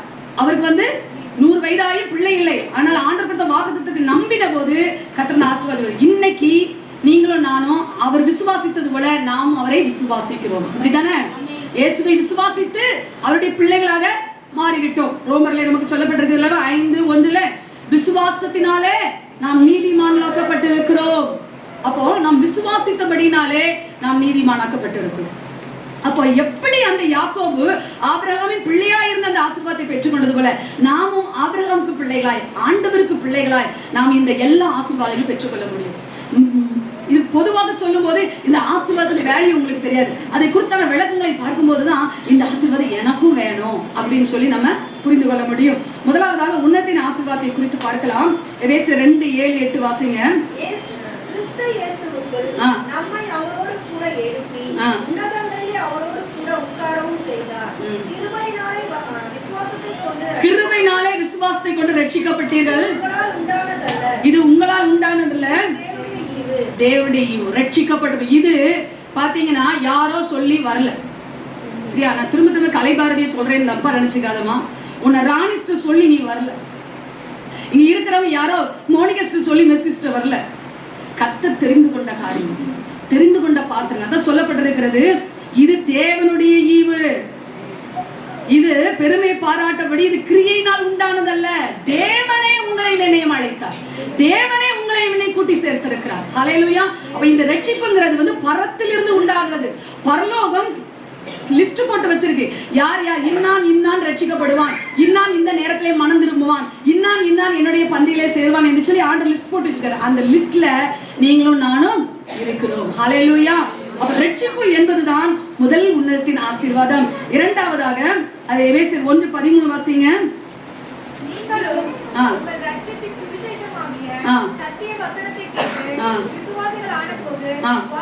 வாக்குத்தத்தம் பண்ணப்பட்ட பரிசுத்த ஆவியால் அவருக்குள் முத்திரை போடப்பட்டீர்கள். அப்ப என்ன? ஆவியானவருடைய அபிஷேகம் யார் மேல இருக்கு? நம்ம எல்லார் மேலயும் இருக்கு. ஹல்லேலூயா. அந்நிய பாஷை வரம் தானே தவிர அது அபிஷேகம் கிடையாது. ஏன்னா ஆவியானவர் நமக்குள்ளதான் இருக்கிறார். சரியா? ஆவியானவர் நமக்குள்ளே தான் இருக்கிறார். ரட்சிக்கப்பட்ட உடனே அவர் நமக்குள்ள வந்துட்டார். வந்ததுனால தான் ஆண்டவர் ஏற்றுக்கொண்ட பிறகு துணிஞ்சு ஒரு பாவம் செய்ய முடியுமா? ஒரு கோபப்பட்டாலே வந்துருவாரு. எரிச்சல் பட்டாலே எச்சரிச்சிருவாரு. ஜெபம் பண்ணாம உட்கார்ந்தாலே வந்துடுவாரு. விடுறாரா நம்மள? நம்முடைய பாவத்தை குறித்தும் நீதியை குறித்தும் கண்டித்து உணர்த்துகிறாரே. இது எதனால? அந்த ஆவியானவரால் ஷீல் பண்ணப்பட்டிருக்கிறோம், நாம் அடைக்கப்பட்டிருக்கிறோம், கிறிஸ்துவுக்குள்ளே வேலி கட்டப்பட்டிருக்கிறோம். ஹல்லேலூயா. பரிசுத்த ஆவியை பெற்ற பிள்ளைகள் நீங்கள். அதுதான் வரம். ஹல்லேலூயா. அந்த ஆவியின் வரம் நமக்கு கொடுக்கப்பட்டிருக்கிறது. அடுத்ததாக நம்ம பார்ப்போமானால் எபேசியர் 2:10 வாசிங்க. ஏனெனில் நற்கிரியைகளை செய்கிறதற்கு நாம் கிறிஸ்து இயேசுவுக்குள் சிருஷ்டிக்கப்பட்டு தேவனுடைய செய்யாய் இருக்கிறோம். நற்கிரினா என்ன? நற்கிரியைகளாகிய கனிகளை தந்து கனி கொடுக்கிற பிள்ளைகளா. இதெல்லாம் நமக்குள்ள அந்த ஆசீர்வாதத்தை ஆண்டவர் உள்ளதான் வச்சிருக்காரு. அதை அப்படி வெளியே எடுத்துட்டு வரணும். ஹல்லேலூயா. இந்த உன்னதத்தின் ஆசீர்வாதம் நமக்குள்ள இருக்குது. நற்கிரியைகளாகிய கனி. கனி என்ன? அன்பு, சந்தோஷம், தயவு, சாந்தம், நீடிய பொறுமை, நற்குணம், விசுவாசம், சாந்தம், இச்சையடக்கம். இதெல்லாம் நமக்குள்ள ஆண்டவர் உருவாக்குறாரு. அப்படியே உருவாக்கி நம்ம ஒவ்வொரு நாளும் கனி கொடுக்கிற பிள்ளைகளாக இருக்க வேண்டும் என்று. கோபம், மற்றவங்க நம்ம மேல கோபப்படும் போது அங்கே சாந்தம்ங்கிற கனி கொடுக்கிறாயா, பொறுமைங்கிற கனி கொடுக்கிறாயா, சகித்து கொள்றாயா, பொறுமையா இருக்கிறியா, வாய் பேசாம இருக்கியா, சண்டை போடாம இருக்கியா, சகலவற்றை தாங்குறியா? ஏன்னா அன்பு சகலத்தையும் தாங்கும். அப்ப தாங்க முடியல சிஸ்டர், என்னால தாங்கவே முடியல அப்படின்னு சொன்னீங்கன்னா அங்க என்ன குறையா இருக்கு? அன்பு குறையா. சரி, அப்போ இந்த நற்கிரியில கனி நம்ம கொடுக்கணும்னு இல்லையா ஆண்டவர் செஞ்சிருக்காரு, நம்மளை சிருஷ்டித்து வச்சிருக்கிறாரு. அந்த உன்னத்தின் பிளஸிங் நம் மேல இருக்கிறது. நீதிமானாகிய நம்மை அவர் ஆசீர்வதித்து வச்சிருக்காரு. என் பிள்ளை என்னைக்கு நம்ம ரட்சிக்கப்பட்டோமோ அன்னைக்கே கொடுத்துட்டாரு. நீ நற்கிரியைகளை அந்த உலகத்துல என்ன செய்யணும்? அந்த கனியை கொடுக்கணும். நீ அதுல என்னாலாம் கனி கொடுக்க முடியாது சிஸ்டர். நானும் கனி கொடுப்பேன். நானே என்ன பார்த்துக்கிட்டு இருக்கேன். நான் என்ன கனி தான் கொடுக்கேன்? கசப்பு கனி தான் கொடுக்குறேன் அப்படின்னு நீங்க வெக்ஸ் ஆயிடாதீங்க. உங்களுடைய தவறுகளை நினைத்து, உங்கள் பலவீனங்களை நினைத்து சோர்ந்து போகாதீங்க. ஏன்னா ஆண்டவர் முன்னகிட்டே என்ன செஞ்சிருக்காரு? சிருஷ்டித்திருக்கிறார். உங்களை அந்த பாதையில வந்து நிறுத்தாம விட மாட்டாரு. ஏன்னா வசனம் சொல்லி முற்றும் முடிய ரட்சிக்க வல்லமுள்ள தேவன், வலுவாதபடி நம்மை காக்கவும் அவருடைய மகிமையுள்ள சன்னிதானத்துக்கு முன்பாக நம்மை மாசற்றவளாய் நிறுத்தவும் அவர் வல்லவர். நீங்களும் நானும் நல்ல கனி கொடுக்க முடியாது, நீங்களும் நானும் நற்கிரியை செய்ய முடியாது. ஆனா நமக்குள்ள இருக்கிற அந்த ஆவின் வல்லமை நம்மளை அப்படி மாத்துவார். ஹல்லேலூயா. விசுவாசிங்க, நிச்சயமாக ஆண்டவருடைய வருகையில நான் அவரோடு கூட போவேன். என்ன நற்கிரியாய கனிகளை கொடுக்க வைப்பார். என்ன அவர் செய்வார், என்ன கொண்டு அவர் செய்வார். ஏன்னா அந்த உன்னத்தின் ஆசீர்வாதம் எனக்கு இருக்கிறது, என்மேல் இருக்கிறது. ஹல்லேலூயா. அப்போ இந்த உறவுக்குள்ளே நாம் வர வேண்டும். ஹல்லேலூயா. அப்போஸ்தலர் 10:47 வசனத்துல நாம் அங்கே ஒரு மனிதனை குறித்து பார்க்கலாம். கொர்நேலியு என்ற ஒரு மனிதனை குறித்து பார்க்கலாம். அவங்க என்ன பண்ணாங்க அப்படின்னா, அப்போது நம்மை போல பரிசுத்த ஆவியை பெற்ற இவர்களும் ஞானஸ்நானம் பெறாதபடிக்கு விளக்கலாமா என்று சொல்லி போதும். இவங்க என்ன செய்றாங்க? ஆண்டவருடைய வார்த்தைகளை விசுவாசிக்கிறாங்க. விசுவாசிச்ச உடனே அவங்க வந்து என்ன செஞ்சாங்க? உடனே அந்த அபிஷேக வரத்தை பெற்றுக்கொண்டார்கள். ஹல்லேலூயா. அப்ப ஆண்டவரை நம்பதான் நமக்குள்ள இருக்கிற அந்த வரம் அனல் மூட்டி எழும்பும். எந்த அளவுக்கு தேவனுடைய வார்த்தைகளை நாம் விசுவாசிக்க ஆரம்பிக்கிறோமோ, வார்த்தை பிடிச்சுக்கணும். அதான் சொன்ன முதல்ல ஆண்டவர் வசனம் கொடுத்த உடனே அதை பிடிச்சுக்கணும். இந்த வருஷம் ஃபுல்லா நான் எதுக்காக உங்களுக்கு வெறும் தற்பரிசங்களை செய்து கொள்ள மட்டும் நான் வருஷத்துக்கு முடியல உங்களை தேவ பாத்தில் உட்கார சொல்லவில்லை. வாக்கு ஆண்டவர் இன்னைக்கு நமக்கு வாக்கு தத்துவம் தருவோம், அதையும் பிடிச்சுக்குங்க. எத்தனை கிடைச்சாலும் பிடிச்சுப்போம். ஆனா நமக்கு என்று தனியா கிடைக்கும். எத்தனை பேர் கிடைச்சது? ஓகே, சந்தோஷம். கர்த்தருக்கு மகிமை உண்டாகுது. கிடைச்சது. தனியா நான் முழங்கல்ல நிப்பேன், என் அப்பா என் கூட பேசுவார். அப்போ அதை பிடிச்சுக்கிட்டு அந்த விசுவாசத்தோடு கூட நாம் என்ன செய்ய வேண்டும்? அந்த ரட்சிப்பு, அந்த அபிஷேகம், அந்த வரங்கள், கனிகள் நம்மிடத்துல செயல்பட வேண்டும். அப்ப இவங்க செஞ்சது காரியம் என்னன்னா, அப்போஸ்தலர் 10:24 சொல்லப்பட்டிருந்த வாசிங்க. பட்டணத்தில் பிரவேசித்தார்கள். கொர்நேலியுவின் தன் உறவின் முறையையும் தன்னுடைய விசேஷித்த சிநேகிதரையும் கூட வரவழைத்து அவர்களுக்காக காத்திருந்தார். அப்ப அந்த காத்திருக்கிற அனுபவம் இந்த வருடத்துல நம்ம அதிகமாய் பெற்றுக்கொள்ள வேண்டும். வசனம் ஆண்டவருக்கு காத்திருக்கதான், கேள்விப்படதான் நம்ம என்ன செய்ய முடியும்? விசுவாசிக்க முடியும். வேத வசனம் அறியதான் நமக்குள்ள விசுவாசம் வரும். தேவனுக்கு நமக்கு அப்பா பிள்ளைங்கிற உறவு ஸ்ட்ராங்கா இருக்கும் போதுதான் நமக்குள்ள விசுவாசம் என்ன செய்யும்? பெருகும். ஹல்லேலூயா. அவர் ஏற்கனவே உன்னத்தின் ஆசீர்வாதம் ஆசீர்வதிச்சிட்டாரு. ஆனா அதை அனுபவிக்கணுமே. சில பேருக்கு சொத்து இருக்கும், பணம் இருக்கும், ஆனா அனுபவிக்க முடியாது. பாருங்களேன், எல்லாம் இருந்தும் அனுபவிக்க முடியாது. அந்த பணத்தால் ஏதாவது பிரோஜனம் இருக்கா? ஒரு பிரோஜனம் கிடையாது, ஒரு பிரோஜனம் கிடையாது. கடந்த நாள்ல என் கணவர் ஒரு காரியத்தை சொன்னார். பக்கத்துல அந்த சைட்ல ஒரு வீட்டுல ஒரு அம்மா அப்பா 2 பேர் தான் இருக்காங்க. பெரிய பங்களா டைப் வீடு, அம்மா அப்பா 2 பேர் தான் இருக்காங்க. அந்த வீட்டை அவங்களால இது பண்ண மேனேஜ் கூட பண்ண முடியல, அவ்வளவு பெரிய வீடு. அப்போ அவர் சொன்னாரா, நான் வீட்டை என்னால இது பண்ண முடியுதுன்னா நான் எவ்வளோ சொன்னாங்க, 4000 ஸ்கொயர் ஃபீட் சொன்னாங்க. அவ்வளோ பெரிய இடத்துல அவங்க 2 பேருமே இருக்காங்க. அதுக்கப்புறம் அவங்க வந்து ஏன்னா அவங்க பிள்ளைங்க ஃபாரின்ல செட்டில் ஆயிட்டாங்க, வேற வழியில இவங்க மட்டும் தான் இருந்தாங்க. இப்போ அதை ஸ்பிட் பண்ணி என்ன செஞ்சாங்கன்னா வாடகை விட்டுருக்காங்க அப்படின்னு சொல்லி அவங்க சொன்னாங்க. அப்போ யோசிச்சு பாருங்க, அந்த இவ்வளோ பெரிய வீடு ஆசையா பிள்ளைகளோடு இருக்க கட்டி வச்சாங்க, ஆனா எல்லாம் அனுபவிக்க முடியுதா? அந்த 4000 ஸ்கொயர் ஃபீட்ல என்ன செய்ய முடியல, அனுபவிக்க முடியல. இப்படி நிறைய காரியங்கள். அப்போ அதே போல ஆண்டவர் நமக்கு ஏற்கனவே என்ன செஞ்சுட்டாரு, பிளெஸிங் கொடுத்துட்டாரு, அந்த ரட்சிப்பை கொடுத்துட்டாரு, அப்பாங்கிற உறவை கொடுத்துட்டாரு, அபிஷேகத்தை கொடுத்துருக்கிறார், வல்லமையை கொடுத்தாரு. ஆனா அதை ஒவ்வொரு நாளும் பெற்று அனுபவிக்கணும். ஆசீர்வாதத்தை வச்சுக்கிட்டு இருக்கிறது இல்ல, ஆசீர்வாதத்தை அனுபவிக்கணும். ஒவ்வொரு நாளும் தேவனுக்குள்ள நெருங்கி வார்த்தையினால் பலப்பட்டு அவர் கொடுக்கிற அந்த பேரின்ப நதியினால் தாகம் தீர்க்கப்பட வேண்டும். அதுல ரொம்ப கவனமா இருக்கணும். ஒரு ஆசீர்வாதத்தை அனுபவிக்க எவ்வளவு ஆசையா இருக்கும். ஒரு கார் வாங்கியிருக்கோம்னு வச்சுக்கீங்களேன், அந்த கார்ல டூர் போறதுக்கு எவ்வளவு ஆசையா இருக்கும் நமக்கு, அதை அனுபவிக்க துடிப்போம் இல்லையா? ஒரு நகை வாங்கியிருக்கோம், அதை கழுத்துல இப்படி ஏதாவது ஃபங்க்ஷன் வராதா அப்படின்னு யோசிப்போம் இல்லையா? அதை அனுபவிக்க துடிப்போம் இல்லையா? ஒரு புடவை வாங்கி வச்சிருந்தோம்னா அதை எப்ப கட்டுவோம், ஆசையா இருக்கும் இல்லையா? அதே போல ஏன் அந்த ரட்சிப்பையும் அந்த அபிஷேகத்தின் வரத்தையும் அந்த வல்லமையும் ஏன் நம்ம பெற்று அனுபவிக்கிறதுல இவ்வளவு சோர்வா இருக்கும்? யோசிச்சு பாருங்க. இது பிளஸிங். கர்த்தருடைய எல்லாரும் ரட்சிக்கப்படல, ஆண்டவர் எல்லாரையும் அழைக்கிறார், எல்லாரையும் அழைக்கிறார். ஆனா தெரிந்து கொள்ளப்பட்டவர்கள் சிலர். அந்த சிலர் தான் நீங்களும் நானும். நமக்கு கொடுத்தது சாதாரண பிளஸிங் கிடையாது, அதை அனுபவிக்கணும். தேவனோடு கூட உறவாடி அவருடைய வசனத்துக்கு கீழ்ப்படிய அந்த ஆசீர்வாதம் நமக்குள்ள இருந்து பெருக்கெடுத்து ஓட ஆரம்பிக்கும். ஹல்லேலூயா. இதுதான் அந்த உன்னதத்தின் ஆசீர்வாதம். அனுதினமும் அதை அனுபவிக்கணும். அதனால்தான் ஆண்டவர் லூக்கா 9:23 சொன்னாரு, சிலுவையை எடுத்துக்கொண்டு அதை அனுதினமும் பின்பற்ற கடவன். அனுதினமும் டெய்லி அதை அனுபவிக்கணும். டெய்லி தேவ உறவுக்குள்ள இருக்கணும். அதனாலதான் நிறைய அவரும் நம்மளை மிஸ் பண்ணிடுது. அதாவது 2-3 நாள் ஒழுங்கா ஓடும் வண்டி, அடுத்தது சொந்தக்காரங்க வந்தாங்க, இல்ல நான் வெளியே போக வேண்டியது 1008 காரணங்கள் சொல்லி தேவ உறவுக்கு கொஞ்சம் கூட்டு போட்டு இன்னைக்கு வேண்டாம் நாளைக்கு பாத்துக்கலாம். அதனாலவே நாம என்ன செஞ்சிருவோம், நிறைய பிளஸிங்கை இழந்து விடுவோம். ஒரு நாள் தண்ணி குடிக்காம இருப்போமா? ஒரு நாள் தண்ணி குடிக்காம இருக்க முடியுமா? சாப்பிடாம இருக்க முடியுமா? முடியாதுல்ல. அப்ப தேவனோடு இருக்கிற உறவுகளை மட்டும் என்ன அப்படின்னா நம்ம வசனங்களோடு வாழ்வது. அந்த சங்கீதம் 21 அந்த உத்தம ஆசீர்வாதத்தை குறித்து சொல்லப்பட்டிருக்கு பாத்தீங்களா? அந்த வசனத்தை வாசிங்க பாருங்க.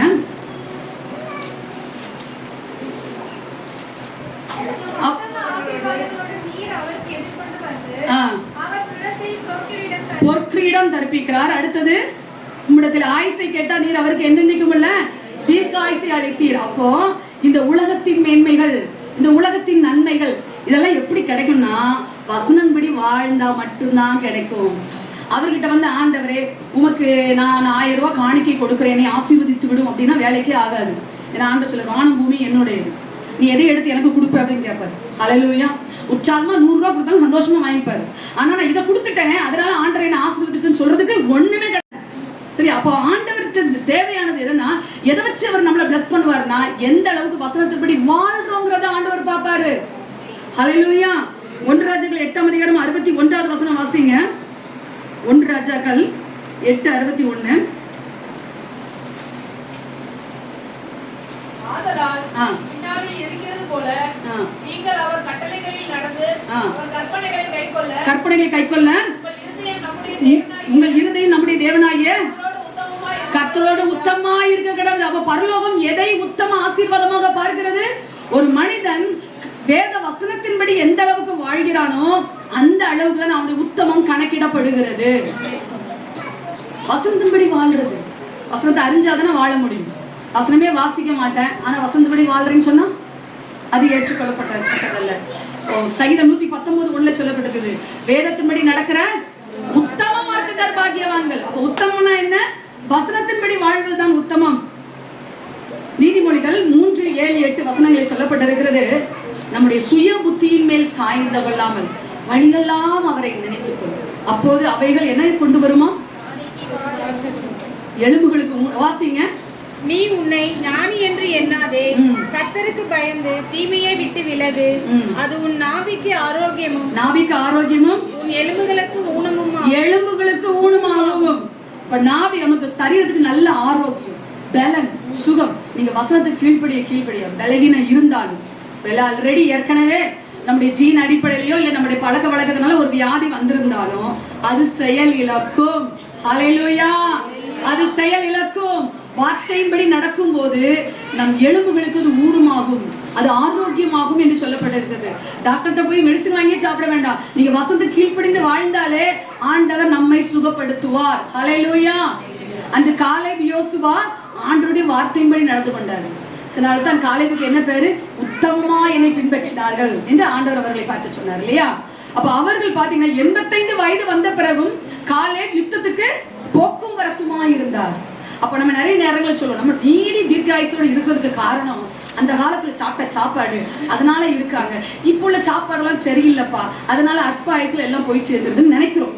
ஆனா உண்மை என்ன என்று சொன்னால், நாம் வசனத்துக்கு பயந்து நடக்கிற பிள்ளைகளா இருப்போம். நம்முடைய ஆயுஷு நாட்களை நீடித்திருக்க பண்ணுவார், ஆரோக்கியத்தையும் பலனையும் தருவார். கர்த்தருக்காக வாழ, கர்த்தருக்காக ஓட, கர்த்தருடைய நாமத்தை மகிமைப்படுத்த. ஹல்லேலூயா. அப்ப வார்த்தைகளை கைக்கொள்வது அவசியம். நீதிமொழிகள் 2:7 சொல்லப்பட்டிருக்கிறது. நீதிமொழிகள் 2:7, அவர் நீதிமான்களுக்கு என்று மெய்ஞானத்தை வைத்திருக்கிறார், உத்தமாய் நடக்கிறவர்களுக்கு கேடகமாய். யாருக்கு ஞானத்தை வச்சிருக்கிறாரு? நீதிமான். மெய்ஞானம். அந்த மெய்ஞானம் என்னது? வேதவசனம் தான் மெய்ஞானம். இந்த உலகத்துல என்ன படிப்பு வேணாலும் படிங்க, ஆனா வேத புத்தகத்துக்கு இணையா எந்த ஞானமும் கிடையாது. ஏன்னா அந்த உலகத்தின் ஞானத்தை தேவன் பைத்தியமாக்குகிறார். அவர் பாருங்கள், அது பைத்தியம் தான். நீ என்ன வேணாலும் சந்திராயனுக்கு மேல அனுப்பு, நீ என்ன வேணாலும் செய்யி, ஆனா ஆண்டது பைக்கு ஃபுட் ஊதிட்டாரு டப்புனு விழுந்துடும். அவன் உட்காந்து பல வருஷமா பிளான் போட்டு கண்டுபிடிச்சிருப்பான், ஆனா ஆண்டவர் ஈஸியா ஊதி விட்டுருவாரு. ஒரு பனி புயல் அனுப்புனா அந்த அமெரிக்க காலி, சரியா?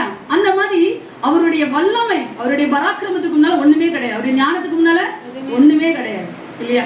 அப்போ நம் வேத வசனம் தான் அவருடைய ஞானம் என்று சொல்லப்பட்டிருக்கிறது. அந்த வேத வசனத்துக்கு எந்த அளவுக்கு நம்ம பயப்படுற கீழ், அதுக்காக கதறி ஆண்டுகிட்ட கேட்கணும், வசனத்துக்கு கீழ். அதனாலதான் சத்து நம்ம பைபிள் வாசிக்கும் தூக்கத்தை கொண்டு வரணும்.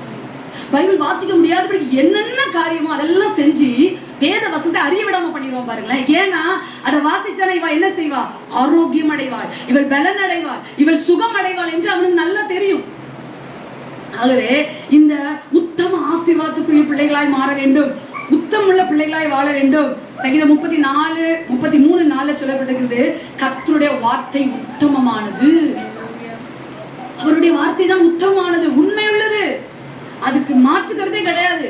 உலகத்துல 1000 மனுஷன் 1000 வார்த்தைகளை பேசலாம், எல்லாம் பொய்யும் பொருட்டும் தான். உண்மையான வார்த்தை என்றால் அது தேவனுடைய வார்த்தை தான். அதான் பைபிளுக்கு இன்னொரு பேர் என்ன? சத்திய வேதாகமம். சத்தியம், சத்தியம், சத்தியம் ஆவது என்ன என்று பிலாத்து கேட்டான். இன்னைக்கு உலகம் அதை கேட்கிறது. சத்தியம் என்ன? அவருடைய வார்த்தை, தேவனுடைய வார்த்தை, உண்மையுள்ள வார்த்தை. அப்ப அந்த வார்த்தைப்படி நடக்கும் போது என்ன நடக்கிற? சங்கீதம் 41:12, சங்கீதம் 41:12, எண்ணிக்கைக்கு அடங்காத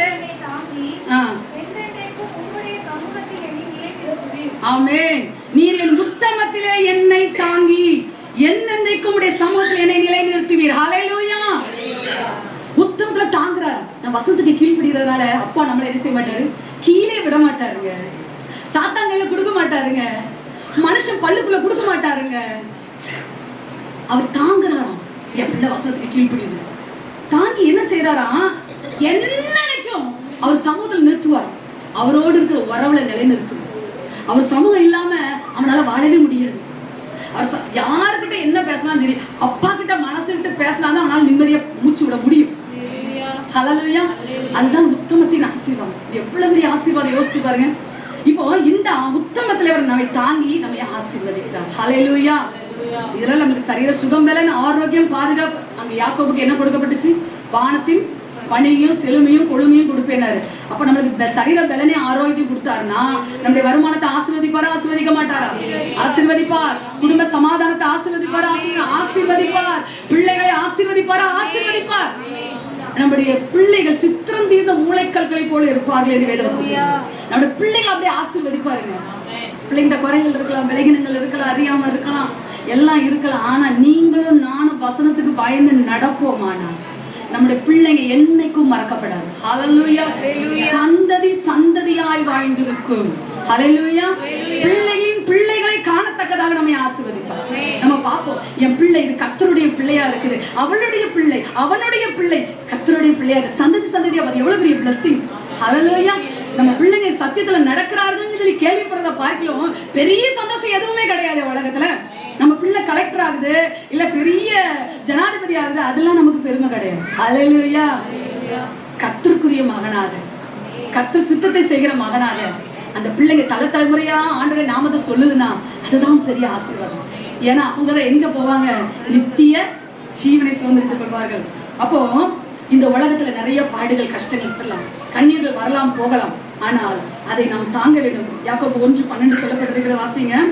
யாக்கோபு 1:12 எல்லாரும் தெரிந்த வசனம் தான். சோதனையை சகிக்கிற மனுஷன் பாக்கியவான். சோதனையை சகிக்கிற மனுஷன் பாக்கியவான். அவன் உத்தமன் என்று விளங்கின பின்பு கர்த்தர் தம்மிடத்தில் அன்பு கூறுகிறவருக்கு வாக்குத்தத்தம் பண்ணின ஜீவ கிரீடத்தை பெறுவான். வாக்குத்தத்தம் பண்ண ஜீவ கிரீடத்தை பெறுவான்.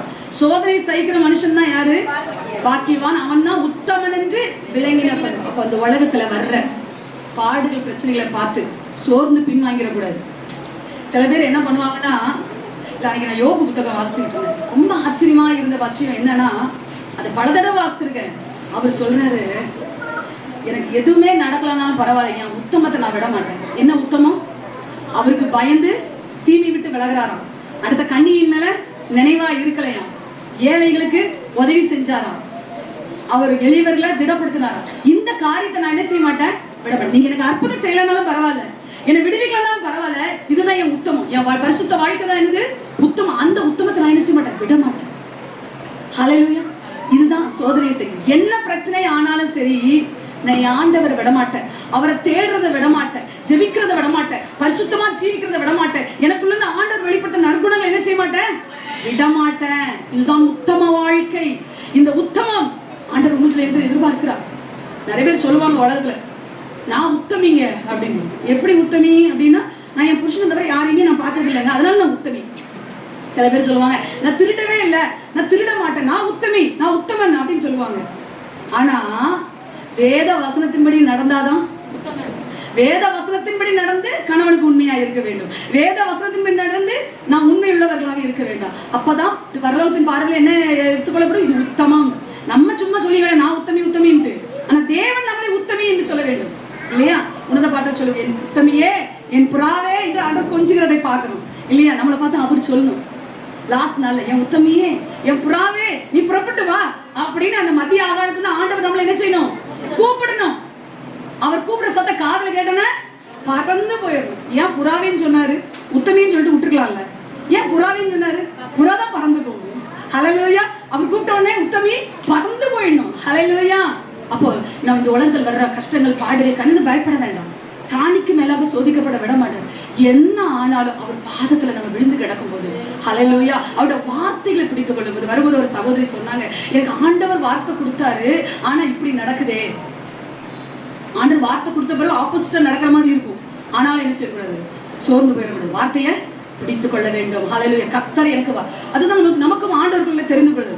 ஆண்டவர் வசனம் கொடுத்தாரா இல்ல நானே யோசித்துக்கிட்டேனா அப்படிங்கிறது உறுதியா இருக்கும், சரியா இருக்கும். இது கர்த்தர் தான் கொடுத்தாருங்க அப்படி நான் யோசிக்காம எனக்கு டக்குன்னு வந்துச்சு அப்படின்னு அந்த கர்த்தர் தான் கொடுத்தாரு. ஹல்லேலூயா. கர்த்தர் கொடுத்தாருங்க அந்த நிச்சயத்தோடு கூட இருந்தா மட்டும்தான் அந்த வசனம் நம்மளுடைய வாழ்க்கையில நிறைய. ஏதோ சும்மா சொல்லிட்டு போனாங்க, ஏதோ யோசனை வந்துச்சு போல, இதெல்லாம் சந்தேகத்தை கொடுக்கறது யாரு? சாத்தான். ஹல்லேலூயா. ஹல்லேலூயா. அப்போ நாம் உத்தம ஜனங்களாக வாழ வேண்டும். அடுத்தது நித்திய ஆசீர்வாதம். இந்த மாதிரி உத்தம ஆசீர்வாதத்தோடு வாழும்போது, இந்த வசனப்படி வாழும்போது நாம் என்ன செய்கிறோம் என்றால் அன்பில் பூரணப்படுகிறோம், பூரண அன்புள்ளவர்களாய் மாறுகிறோம், கிறிஸ்துவின் பூரண வளர்ச்சிக்கு தக்கதாக வளர்கிறோம். இந்த உன்னத்தின் ஆசீர்வாதத்தோடு கூட வசனத்தின்படி நடக்கும் உத்தம ஆசீர்வாதம் நம்முடைய வாழ்க்கையில் இருக்கும்போது நித்திய ஆசீர்வாதம். நித்திய ஆசீர்வாதம் என்ன அப்படின்னு சொன்னா நித்திய ஜீவன். ஹல்லேலூயா. நித்திய ஜீவன். யூதா 21வது வசனம் வாசிங்க. யூதா 21.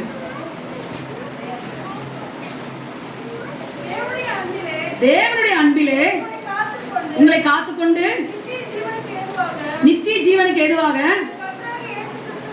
நம்முடைய கர்த்தராகிய இயேசு கிறிஸ்துவினுடைய இரக்கத்தை பெற காத்திருங்கள். இதுதான் நித்திய ஜீவன் குறிப்பிடப்பட்டிருக்கிறது. தேவனுடைய அன்பிலே அப்ப பூர்ணமான அன்பு வரும். நமக்கு எல்லாத்தையும் மன்னிக்க, மறக்க, நேசிக்க, அமைதியா இருக்க, பொறுமையா இருக்க, இதெல்லாம் பூர்ணப்பட்டுக்கிட்டே இருக்கு. நம்ம அந்த ப்ராசஸ்ல தான் இருந்துகிட்டு இருக்கோம். நீங்க யாருமே அன்பில் பூர்ணப்பட்டவர்கள் அல்ல. நம்ம பூர்ணப்பட்டவர்கள், ஆனால் அந்த பூர்ணத்தை நோக்கி தான் தேவன் நம்மளை என்ன செய்திருக்கிறார், கொண்டு போய் கொண்டிருக்கிறார். ஹல்லேலூயா. அந்த பூர்ணமான அன்பு பயத்தை புறம்பே தள்ளும். அந்த பூர்ண அன்புக்குள்ளாய் தேவன் நம்மை நடத்தி கொண்டு வருகிறார். ஹல்லேலூயா. தீத்து 2ஆம் அதிகாரம் 13ஆம் வசனம் வாசிங்க. தீத்து 2:13.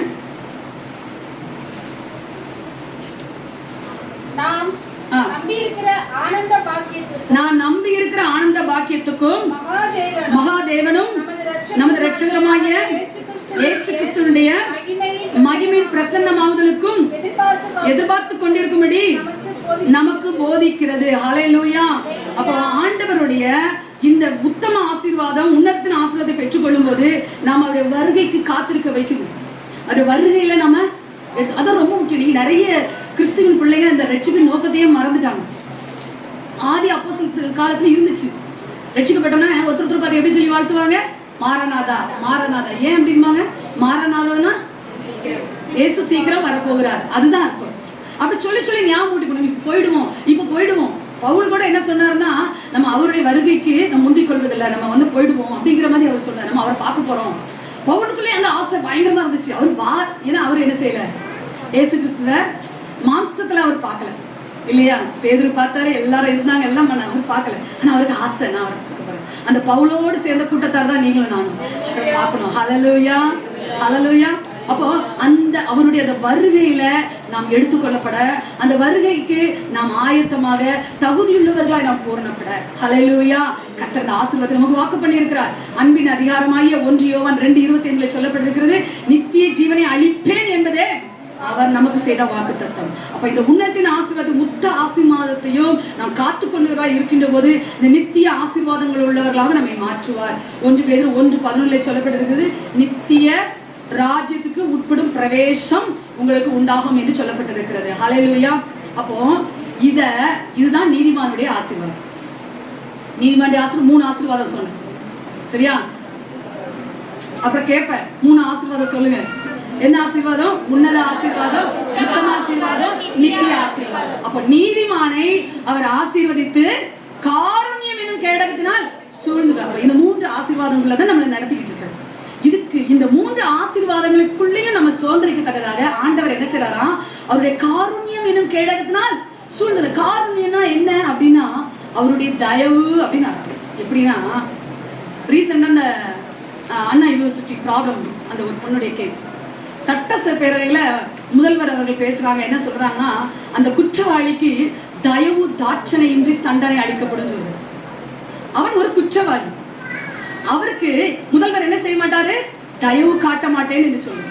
அப்ப அதே இதுல நம்மள வச்சு பாருங்க, ஆண்டவர் எனக்கு தயவு காட்டுறது. என்ன தயவு? நித்திய ஜீவனை சுதந்திரிக்கத்தக்கதாக, உன்னதத்தின் ஆசீர்வாதத்தை பெற்று அனுபவிக்கிற பிள்ளைகளாக, உத்தம அந்த உலகத்தின் நன்மைகளில் கிருபையில் பெற்றுக்கொள்கிற பிள்ளைகளாக அவர் நமக்கு தயவு காட்டியிருக்கிறார். மனுஷன் தயவு காட்ட முடியல, ஆனா தேவன் உங்களுக்கு எனக்கு என்ன செஞ்சிருக்காரு, தயவு காட்டி இருக்கிறாரு. அதனாலதான் வசனம் சொல்லுகிறது, எரேமியா 31:3 வாசிங்க. எரேமியா 31:3. அநாதி ஸ்நேகித்தால் ஸ்நேகித்தே காருண்யத்தால் உன்னை இழுத்து கொண்டேன். அதான் தயவு இழுத்துக்கிட்டாரு. அந்த தயவு மேல போட்டு அவர்கிட்ட நம்ம என்ன செஞ்சிட்டாரு, இழுத்து கொண்டாரு. இன்னொரு விதமா சொல்லலாம், இந்த காருண்யங்கிறது சங்கீதம் 25:6 சொல்லப்பட்டிருக்கிறது, உங்களுடைய காருண்யம் அநாதி காலம் முதல் இருக்கிறதே. அநாதி காலம் முதல்ல என்ன அப்படின்னா, அந்த சூரியன், சந்திரன், வானம், நட்சத்திரங்கள் எல்லாம் படைக்கிறது முன்னால வச்சு அவருடைய காருண்யம் இருக்கான். பாத்தீங்கன்னா காருண்யம்னா என்ன சொன்னேன், தயவு. இந்த தயவு இல்லைன்னா சூரியன் சுத்தாது, அவருடைய தயவு இல்லைன்னா சந்திரன் மேல நிக்காது, அவருடைய தயவு இல்லைன்னா காத்து அடிக்காது, மழை பெய்யாது, இந்த உலகம் இயங்காது. ஹல்லேலூயா. அப்போ அநாதி காலம் முதல் இருக்கிற அந்த தயவு. அப்ப நீங்களும் நானும் நேத்து இன்னைக்கு ரட்சிக்கப்படல, தாயின் கர்ப்பத்திலே உருவாகுவதற்கு முன்பாக, உலக தோற்றத்துக்கு முன்னால கிறிஸ்துவுக்குள்ள உங்களை தெரிந்து கொண்டிருக்கிறார். ஹல்லேலூயா, ஹல்லேலூயா. அப்ப அநாதி காலம் முதல் தெரிந்து கொண்டிருக்கிற அந்த கிருபை, அந்த தயவு நம்மேல் வைத்திருக்கிறார். ஆனபடினாலே அந்த காருண்யம் நம்மளை எப்படிப்பட்டவர்களாய் மாற்றும். சங்கீதம் 18:3 வாசித்து முடிக்கலாம். சங்கீதம் 18:3. அந்த காருண்யம் நம்மை பெரியவளாக்கும். கிருபைக்கு பாத்திரராகிய கர்த்தரை நோக்கி கூப்பிடுவேன், ஆதலால் என் சத்துருக்களுக்கு நீங்களாகி ரட்சிக்கப்படுவேன். உமது காருண்யம் என்னை பெரியவனாக்கும். ஹல்லேலூயா. அப்ப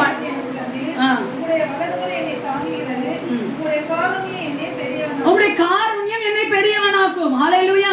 இதெல்லாம் இந்த 3 காரியங்களிலே ஆசீர்வாதம் நாம் பெற்று அனுபவிக்க உதவி செய்கிறது என்னது? அவருடைய காருண்யம். என்ன ஆசீர்வதிக்கும், என்ன பலப்படுத்தும், என்ன நிலைநிறுத்தும். அப்ப இதுதான் இப்படிப்பட்ட பிள்ளைகளாய், அவருடைய தயவு பெற்றுக்கொண்ட பிள்ளைகளாய் வாழ்வதற்கு கடைசி ஒரு வசனம் பிடிச்சதா. சங்கீதம் 24:6 வாசிங்க. சங்கீதம் 24:6. இதுவே அவரை தேடி விசாரித்து அவருடைய சமூகத்தை நாடுகிற யாக்கோபின் சந்ததி. ஹல்லேலூயா. இந்த யாக்கோபு எப்படி இந்த 3 ஆசீர்வாதங்கள் பெற்று இன்று வரைக்கும் அவருடைய பெயர் மாறாமல் இருக்கிறதோ, அதே போல கர்த்தர் நம்மையும் வாழ வைத்து நித்திய காலமாய் நம்முடைய நாமத்தை விளங்கப்படுவார். ஹல்லேலூயா. நம்முடைய நாமம் மறக்கப்படுவதில்லை, நம்முடைய நாமம் கிறுக்கப்படுவதில்லை. அவருடைய ஜீவ புஸ்தகத்துல பெயரை எழுதி வச்சிருக்கிறாரு. ஹல்லேலூயா. நித்திய காலமா நம்முடைய பெயர் நிலைத்திருக்கும். நீதிமானுடைய கூடாரம் செழித்திருக்கும். நீதிமான் நித்திய கீர்த்தியுள்ளவன். ஹல்லேலூயா. நம்ம நேத்து பிறந்த நாளைக்கு செத்து போறவங்க கிடையாது. ஹல்லேலூயா. அது நினைச்சுங்க. நிறைய பேர் மனுஷன் ஒளிந்து போகிறான், தேடினால் அவனை காணோம், அப்படிதான் பைபிள் வசனம் சொல்லப்பட்டிருக்கு. ஆனா இந்த ரட்சிக்கப்பட்ட அந்த உன்னத்தின் ஆசீர்வாதத்தை பெற்றுக்கொண்ட உத்தம ஆசீர்வாதத்தோடு வாழ்கிற பிள்ளை நித்திய காலமா நினைத்திருப்பான். ஹல்லேலூயா. ஹல்லேலூயா. இந்த உலகம் மறக்கலாம், ஆனா பரலோகம் நம்மளை என்ன செய்யாது? மறக்கவே மறக்காது. நித்திய காலமே அவரோட வாழ்ந்திருக்கும். ஹல்லேலூயா. அவர் இதுல கான்சென்ட்ரேட் பண்ணுங்க. நான் உத்தம ஆசீர்வாதத்துக்குரிய பிள்ளையா இருக்கிறேனா? தேவனுடைய வார்த்தையின்படி வாழ்றேனா? அவரோடு கூட ஐக்கியப்பட்டு இருக்கிறேனா?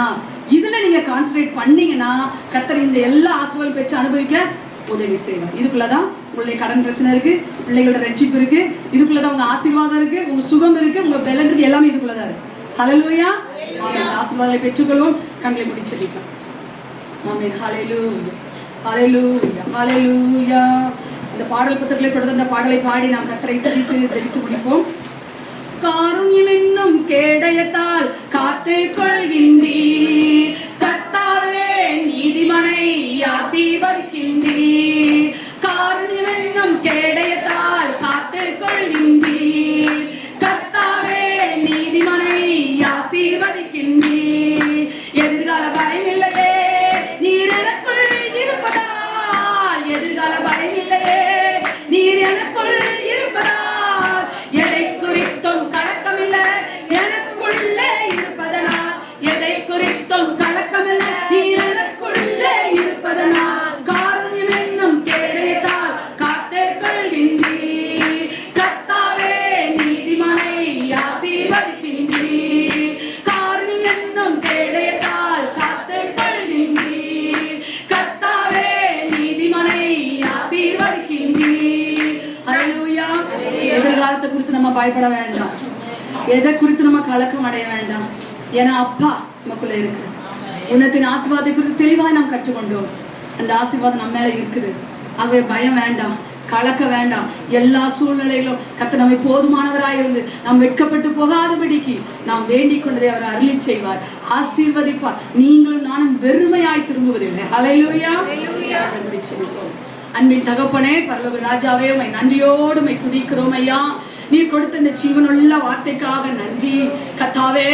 நீ நீதிமானை ஆசீர்வதித்து காருண்யம் என்னும் கேடகத்தால் சூழ்ந்து கொள்வீர் என்று எங்களுக்கு கொடுத்த ஜீவனுள்ள வார்த்தைக்காக கோரி நன்றி. இதோ இங்க வந்திருக்கிறேன் அன்பு சோதரர் ஒவ்வொருவருக்காக அடிமை எனக்காகவும் தாழ்த்தி வெறுமையாக்கி ஒப்புக் கொடுக்கிறோம். ஆண்டவரே, இந்த வருடம் முழுவதும் அப்பா நீர் எங்களை ஆசீர்வதிப்பீராக. உமோடு இருக்கிற அந்த ஐக்கிய உறவு, சேஷ்ட முத்ரா பாகம் என்ற அந்த உன்னதத்தின் ஆசீர்வாதத்தை நாங்கள் ஒரு நாள் கூட மிஸ் பண்ணாம அனுபவிக்க எங்களுக்கு கிருபை தருவீராக.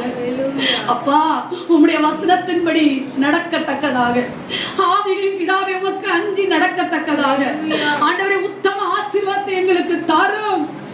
ஆண்டவரே, நாங்கள் நடக்கும் போதும் அமரும் போதும் எழும்பும் போதும் முழுவதும் உம்முடைய வசனம் எங்களுக்கு போதிக்கட்டும் ஆண்டவர். போதிக்கத்தக்கதாக உம்முடைய வார்த்தைகளை அறியட்டும் ஆண்டவர். வார்த்தைகளை அறிந்து விசுவாசித்து அதுபடி நடக்க முடியாதபடி, உத்தம ஜனமாய் உருவாக முடியாதபடி தடை செய்கிற சத்துருவின் சகல தந்திரங்களும் எல்லா பலவீன கட்டுகளும் இயேசுவின் நாமத்திலே முறிந்து போகட்டும். In the name of Jesus. தேவனை நெருங்க முடியாதபடி இதோ எனக்கும் என் சகோதரிக்கும் விரோதமாய் வருகிற சத்துருவின் அரண்கள் பாழாக்கப்பட்டு போவதாக இயேசுவின் நாமத்திலே. ஓர் ரீகவல வரபுதுவிக்கிறவா. இந்த 2025வது வருடம் எங்களுக்கு ஜெயத்தின் வருடமாய் இருக்கட்டும் ஐயா. எல்லாவற்றிலும் ஜெயம் கொள்ளுகிறவர்களாய், எல்லாவற்றிலும் ஜெயம் பெறுகிறவர்களாய் ஒவ்வொருவரையும் மாற்றுவீராக. இயேசுவின் நாமத்திலே ஜெபிக்கிறேன். அது மாத்திரமல்ல, நித்திய ஆசீர்வாதங்களா மாற்று. உம்முடைய வருகைக்கு காத்திருக்கிறோம் ராஜா. நீங்க எப்ப வருவீங்கன்னு தெரியாது. காலையோ மாலையோ மதிய வேளையோ எங்களுக்கு தெரியாது. உம்முடைய வருகை காத்திருக்கிற புத்தியுள்ள கனிகளா எங்கள் ஒவ்வொருவரையும் பலப்படுத்தும். நாங்கள் ஆயத்தப்பட்டு அநேகரை ஆயத்தப்படுத்துகிறவர்களாக எங்கள் ஒவ்வொருவரையும் பலப்படுத்துகிறார். இயேசுவின் நாமத்திலே ஜெபிக்கிறோம். ஜெபங்கள் நல்ல பிதாவே. ஆமென். கர்த்தர் வார்த்தையை ஆசீர்வதிப்பாராக.